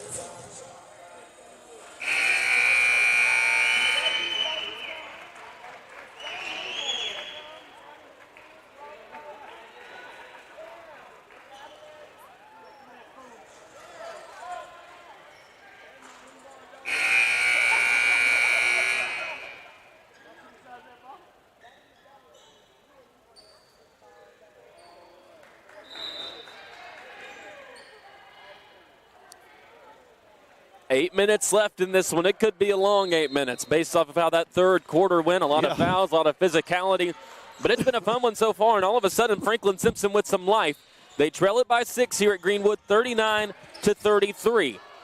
Ja'Kai Pardinger tries to go top of the key to Cam Ray. It's stolen away, and on the other end, Zeke Noyce flushes it with 2 hands for safety. I did not see him dunking that ball when he took off, but he sure did. 41-33. Greenwood responds to that quick Franklin-Simpson run to end the quarter. Gavin, left corner, goes to O.J. down low. He's double teamed, and they call a quick tie-up. Arrow sends it to Greenwood. That is the fastest they've called a jump ball in this game. There have been several tie-ups like that where they didn't call it.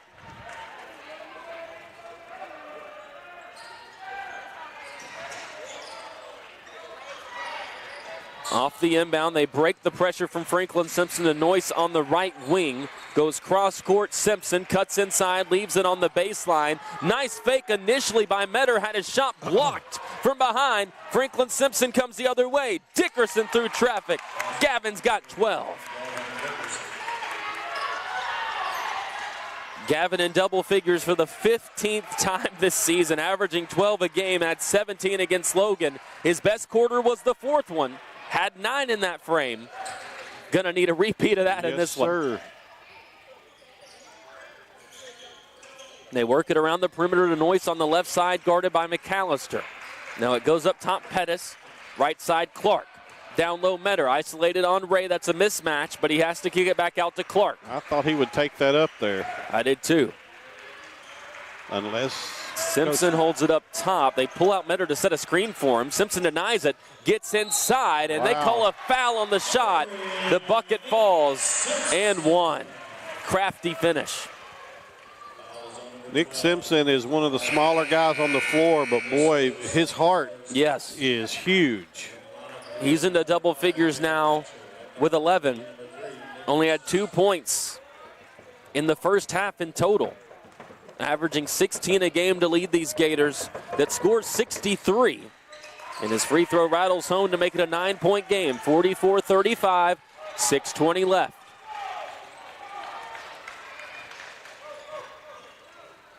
Ray holds it facing into the Greenwood zone. Now gives it off to Kai on the left side. Dribbles up top. Stuck there, had to pick it up. Now finally gets it to Brody.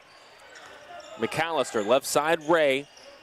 Surveys his options, puts it on the floor. Ball getting stuck on the perimeter right now as we tick under 6 minutes left. Kai, right wing extended, back out to Cam. They go OJ now left corner, gets around the first man, gets inside, spin move, but he walked as he did it.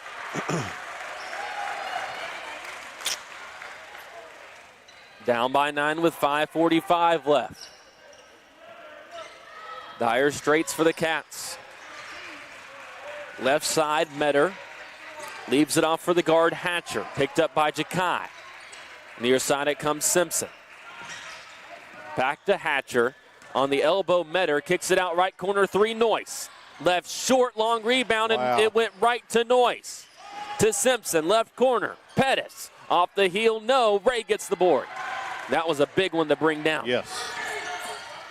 Cam gets front court and then smartly ducks into Noyce to draw the foul. And that's his 4th. Taps his chest, says that one was on me. Chaz Huff takes his place, so with that substitution, significantly less size on the floor for Greenwood. 5:09 left now. Brody runs into trouble. Stuck in the far corner, leaves it for OJ. Tried to spin through, but lost it off his leg. Here comes Huff the other way. Cam stripped him and tiptoed the baseline to hold on to it. Cats have numbers. Gavin left corner, back to Cam. Fakes a 3, steps over, tries it this time. Rattles off, no. Gavin tipped the board, but Hatcher has it for Greenwood. To Huff, right corner, he wants a triple. Off the heel, long, another offensive rebound. Pettis spins through, misses the hook shot, and it lands with Gavin. 4.5 minutes left. Kai left corner 3. Misses as well, back iron. Up ahead, Hatcher. He goes to the rim and he's fouled by Gavin. A lot going on, but nothing really happening here in this one right now. We've been stuck on 44-35 for a while. The shots just haven't fallen. It's been that kind of day for FS. 5 for 9 at the free throw line. They've only made 2 threes. Both of them were from Kai in that third quarter. As the first free throw misses for Hatcher. They're now 9 for 14 at the line. Gators have hit 6 threes. Alan Johnson in for the first time. And the Cats don't have Matthias Dickerson. If you're just now joining us, injured in the first half, came out in his regular clothes after halftime. So Allen in there in the post right now. Malik's in the game as well. The only starters are Cam and Jakai. Franklin down by 10. Cam gives it to Allen in the corner. Checks down low now, gives it back to Ray. To Partinger up top. Right side McAllister. Gets inside, gives it to Butler. He drives baseline, goes right into the body of Metter and draws contact. 2 more free throws from Malik, who split up here in the third quarter. When he gets the ball on that baseline, he is going to look to score. Yes. Second foul against Metter as Malik makes the first of these 2. Johnson comes out. Xavier Hampton in, making just his 8th appearance of the year. The freshman can score it. He's their main go-to guy in JV as Butler makes both free throws. And a big moment here. Still only down 8 with 4 minutes left. Yep. He's still in this game. And Zay immediately picks up a foul against Simpson, who had gotten the inbound. It's a lot different when you come in to this type of situation. The speed difference from JV to varsity is night and day almost. But a good opportunity to test a young player like Zay, he's going to be really good. Left side, Huff, triple, way long, but another offensive rebound, and this one is put back mid-air by Pettis. His first points makes it 47-37. Brody trapped in the far side corner again, and they get a foul against Greenwood. That one bails FS out. Big time.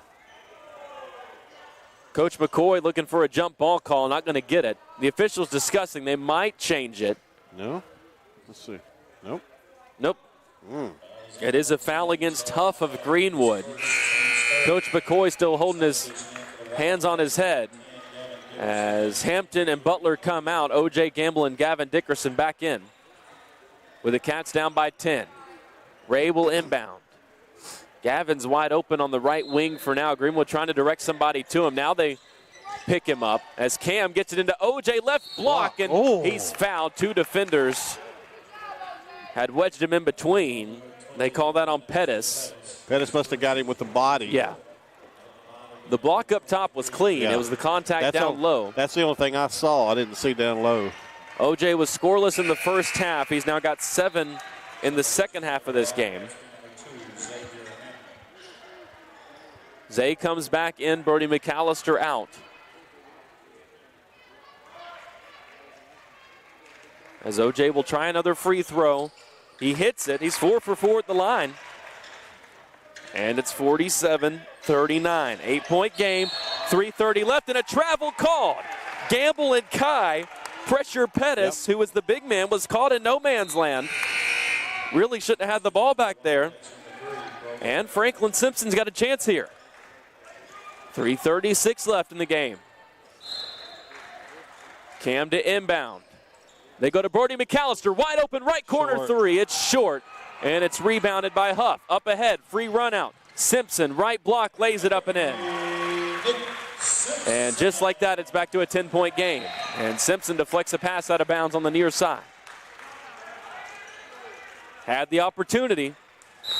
Timeout Greenwood. Coach McCoy's going to take a full. 49-39. His Gators lead it over Franklin-Simpson with 3:23 left in the ball game. You're listening to Franklin-Simpson basketball on 92.3 WFKN. A minute.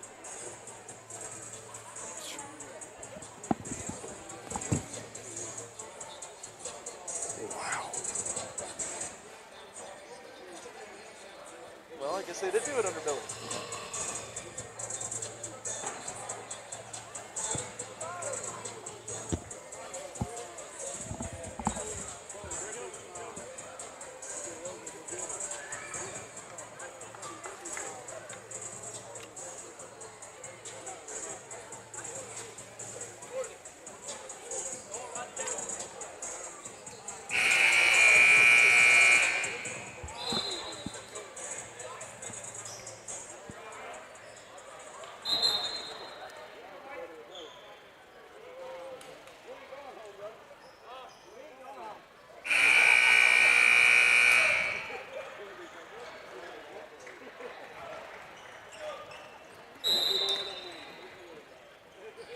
3:23 left from Greenwood High School. Franklin-Simpson down by 10 to the Gators. 49-39 our score as we get back underway out of a Greenwood timeout. Ja'Kai Partinger trapped in the corner, tries to go down low. Gavin Dickerson, it's knocked out of bounds.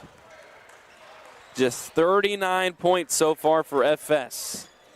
Only had 52 against Logan County last night. They averaged 59. That's 4 points higher than what they did last year. As Cam inbounds it to Kai, left corner, wide open three. Can't get it to go. And Huff skies up to get the rebound, throws it away though, as Cam Ray went back and played DB for the pick. Here comes Cam, hops through traffic. Nice layup on the left side, but he missed it, tried to spin it off the glass.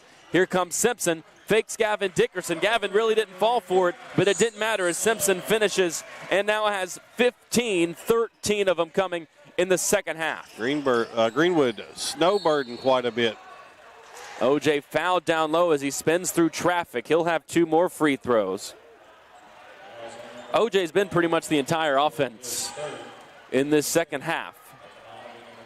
And, defense has been the struggles, too, here in this second half. Just not getting back after a missed shot. Well, I think Greenwood, as OJ makes the first free throw, we've seen it on the offensive boards. The rebounding disparity in this game is going to look pretty brutal. Yeah. As OJ makes both. He's into double figures with 10. He joins Gavin as the only players in double figures. For Franklin-Simpson, ball thrown away at half court. Gavin comes up with it, shovels it to OJ, gets a man in the air and finishes. Okay, 8-point game, 2.5 to play. 51-43. Can Franklin-Simpson make it interesting? At half court, Metter has to pick it up. Kai tipped a pass. He chases it down, saves it into OJ. Pass tipped. Gamble left block. 6-point game. Coming the other way, 2-on-1 for Greenwood. Hatcher inside, finishes around Ray. 53-45. If you're Franklin-Simpson, you need buckets, and you need them quick.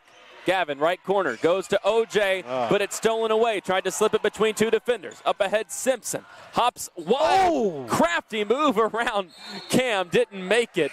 And then the offensive rebound is lost by Hatcher. Simpson got caught up in the air, pulled that ball above his head, wrapped it all the way around his body while still up there, and then flipped it up at the last moment. Missed the layup, and then Hatcher couldn't control it. He had very few prospects of even getting the ball out of his hand, and he did somehow, and it almost went in. Under 2 minutes left now, 53-45. Greenwood leads Franklin-Simpson, and Coach Spencer's going to take a 30-second timeout. 1:48 left in the ball game. OJ now with 14. That kid does not know how to stop fighting. No. He's played a different role at times. Sometimes we see him as that go-to offensive player, sometimes a little more weight defensively. Sometimes he's used as kind of a distraction. But when those times come, when he knows he needs to carry that scoring load, he's more than happy to do it. 14 points, all of them in the second half of this game. Simpson on the other side, he's got 15, 13 in the second half. And as we got to see with that layup try, he's a great three-point shooter, but he's crafty inside, yes, too. Yes, he is. He's a good basketball player. Rebounds the ball well. Just a junior, averaging 16 per game. He's one off that tonight. OJ has eclipsed his average of 13 as Franklin-Simpson needs a bucket here, down by 8 out of the timeout. Ray behind the back dribble to McAllister, left corner. Ja'Kai Partinger, good look from 3. It's left short. Brody fighting for the board. Looked like he was pushed. And anyway, they're going to say Hall stepped out of bounds on the baseline. A lot of these jumpers being short, Brian, I think that you can very easily equate to 3 weeks of 3 games. Yeah. And especially having played last night at Logan County. Cam to Gavin, left corner. He's going to try a 3. That one missed long. High rebounds tipped back to Gavin, and he's fouled on the floor. But Greenwood has him in the bonus anyways. Yep. So 2 free throws for Gavin, and that's the 5th foul on Zeke Noyce.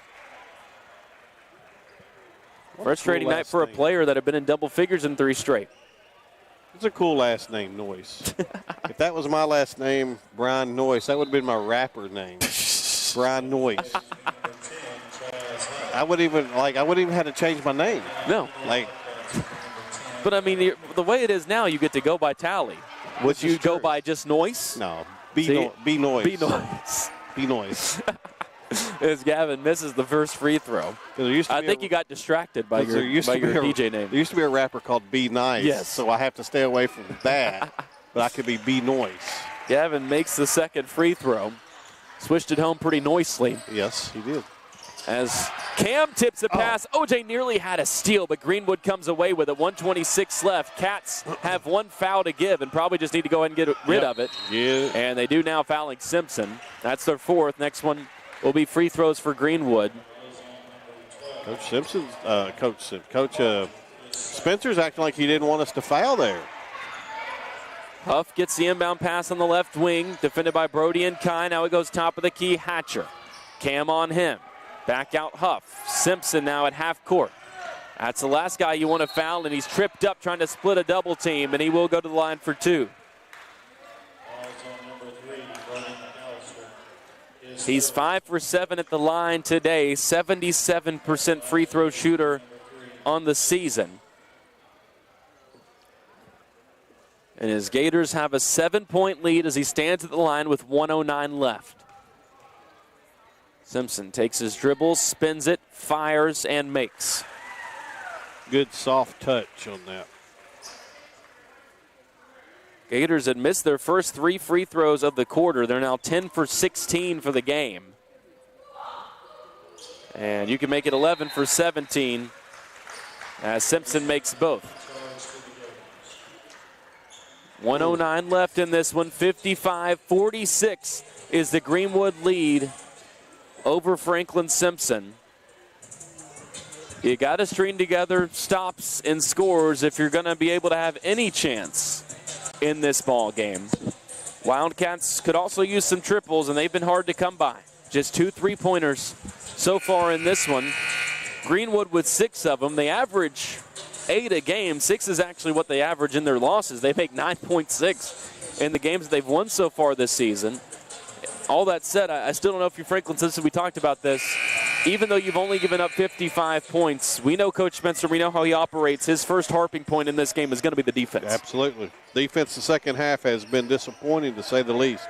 Aaron said that he was talking to Dr. Banton, and it looks like a sprained ankle for a pretty bad one for Matthias. So we'll continue to monitor that as Cam gets inside. He's fouled. Looked like a block charge toss-up. They call the block. So give Cam 2 more free throws. He's 0 for 3 there tonight. Franklin-Simpson have taken 17 free throws, made 12 of them. 7 of 8 in this fourth quarter so far. So they've gotten up to their need these 2 averages. For sure. And Cam misses the first off the heel. He started the year as no debate Franklin's best free throw shooter. Has had a bit of a dip, and he's holding those legs. No doubt tired after today, especially with the extra minutes all the starters have had to play with Matthias out. As Cam does make the second. He's got 5. Xavier Hampton takes his spot. Cam in some clear pain. Yeah, somebody's cramping up a little bit or what? Might be. It does get a bit muggy in the swamp. As near side, Simpson trapped, gets away from it, sends it up to Hatcher. He wisely holds up. Zay Hampton came and took it from it, but then left it for Huff underneath the basket and had to foul him trying a layup. That's the freshman experience late in the ball game. Yep. Cam wanted to go back in, and Coach Spencer told him no. Jet Hall will take 2 free throws after the foul. The first one misses. Hall, a 62% free throw shooter. It'll be Kamari Phillips that takes Zay's spot as Coach Spencer uses it as a learning moment. Yep.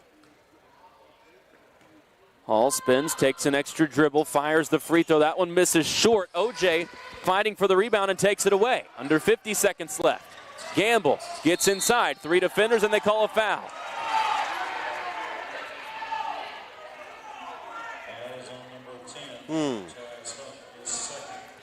Second on Huff. If OJ makes these 2 and makes it a 6-point game, you've at least got a chance. He does. At least make the first.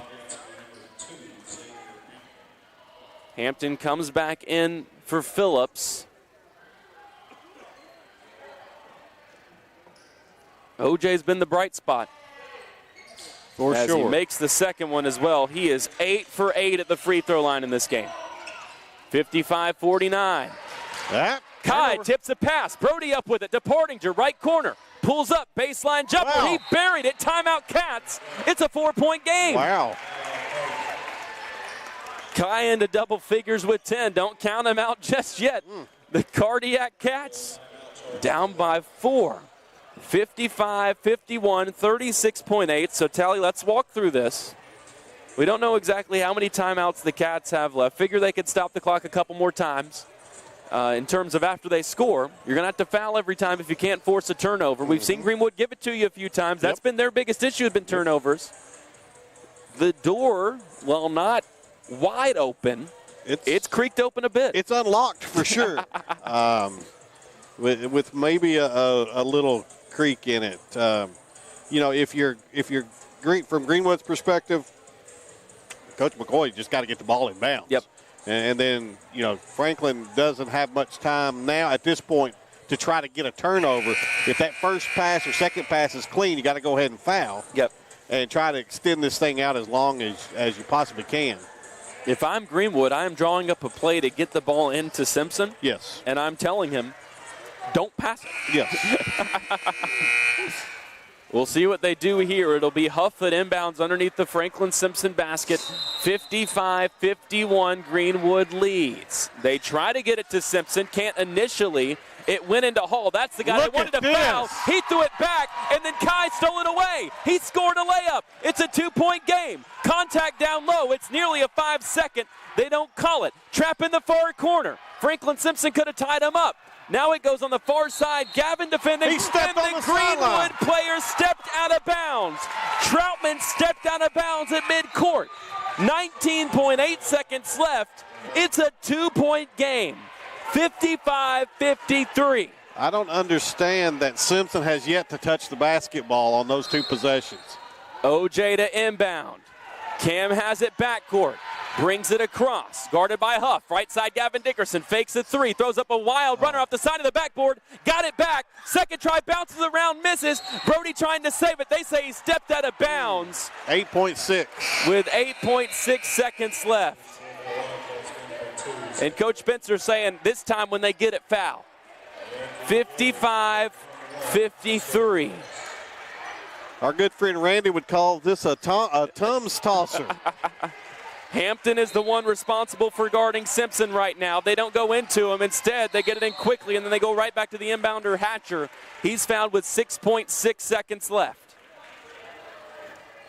Hatcher, a 75% free throw shooter. OJ was the one to foul. 2 here probably does it. But if he splits or misses both, you got life. Hatcher's first one. Short. Missed it. Short. Hampton out. Ray in. Here we go. 6.6 seconds left. It's a 2-point game. Franklin-Simpson trailing it here at Greenwood. Hatcher's got one more free throw. And if he misses, you got to rebound it. Yes. Hatcher bends, fires. That one's perfect. And Greenwood will take a timeout.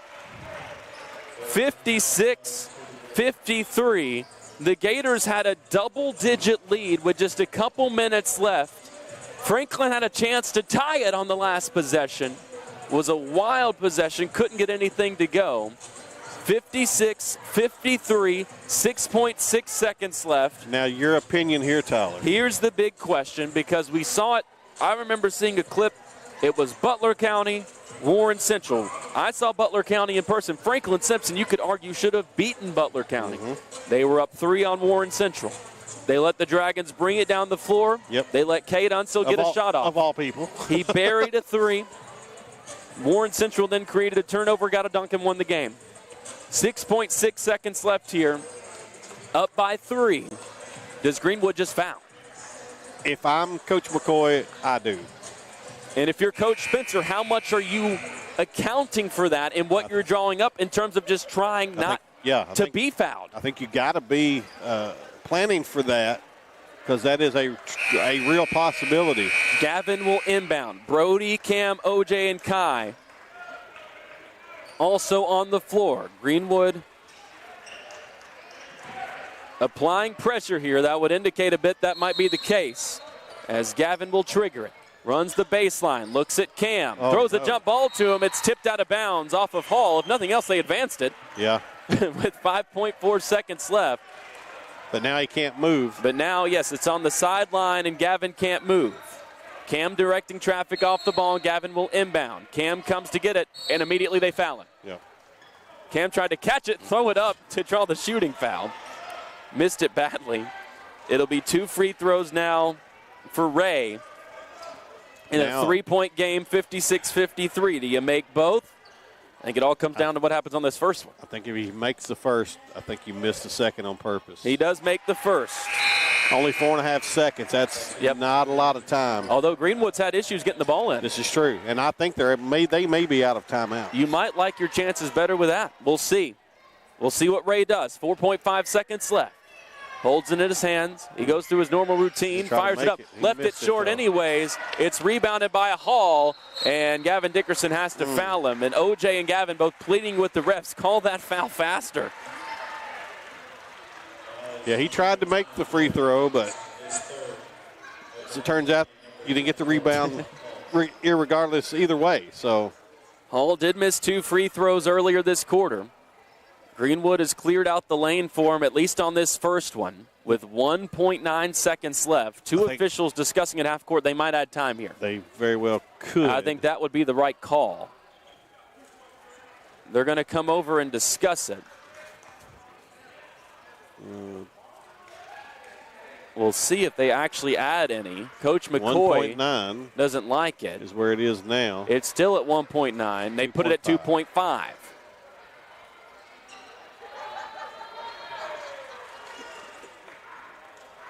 What a game this has turned into out of nowhere. Out of nowhere. And it was those Greenwood mistakes. Yeah.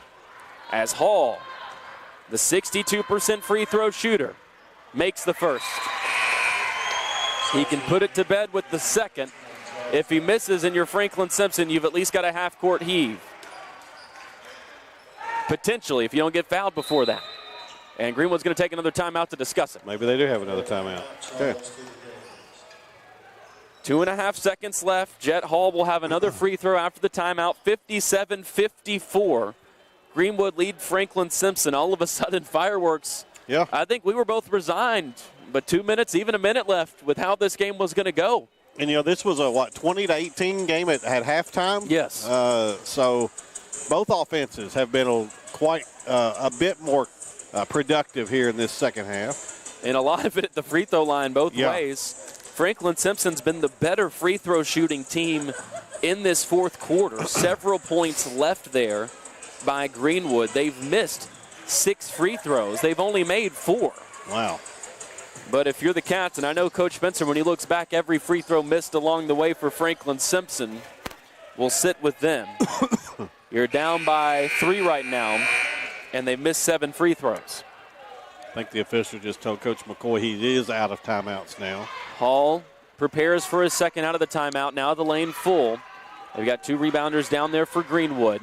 Hall dribbles, fires the second, and it's perfect. And it's elementary now. Franklin calls a timeout. Franklin's going to take a timeout too. Not too much you can do here. Down by 4. 58-54, 2.5 seconds left, unless it's something to try to create some kind of contact. Right, yeah. On your half-court heave. That'd be about the only possible scenario, but Coach McCoy is just simply going to tell his guys not to go anywhere near a Wildcat. Cats had a chance to tie it or take the lead. 18 seconds left, a possession down by 2. It'll be interesting to talk with Coach Spencer after the game. The rationale there behind, was there a play design? Was it just let your guys play? Because just letting them play had gotten you back into the game. It ended with Gavin taking a couple of wild shots. The second one almost went in. But as it stands, down by 4, Greenwood's called everybody off. They've got them all in the front court. Gavin will inbound. He's looking to throw it like Matthias. Throws a bullet pass. It's deflected, and Greenwood catches it. Coach Spencer with a smile as this one comes to a close. I think if you're FS, a much more acceptable final score in this game. 58-54. Greenwood was up double digits with just a few minutes left. The Cats clawed back, made it a game, had a chance to tie it or take the lead, couldn't break through in the final moments. As Greenwood picks up their 12th win of the season, Franklin-Simpson falls to 13-10. We'll take a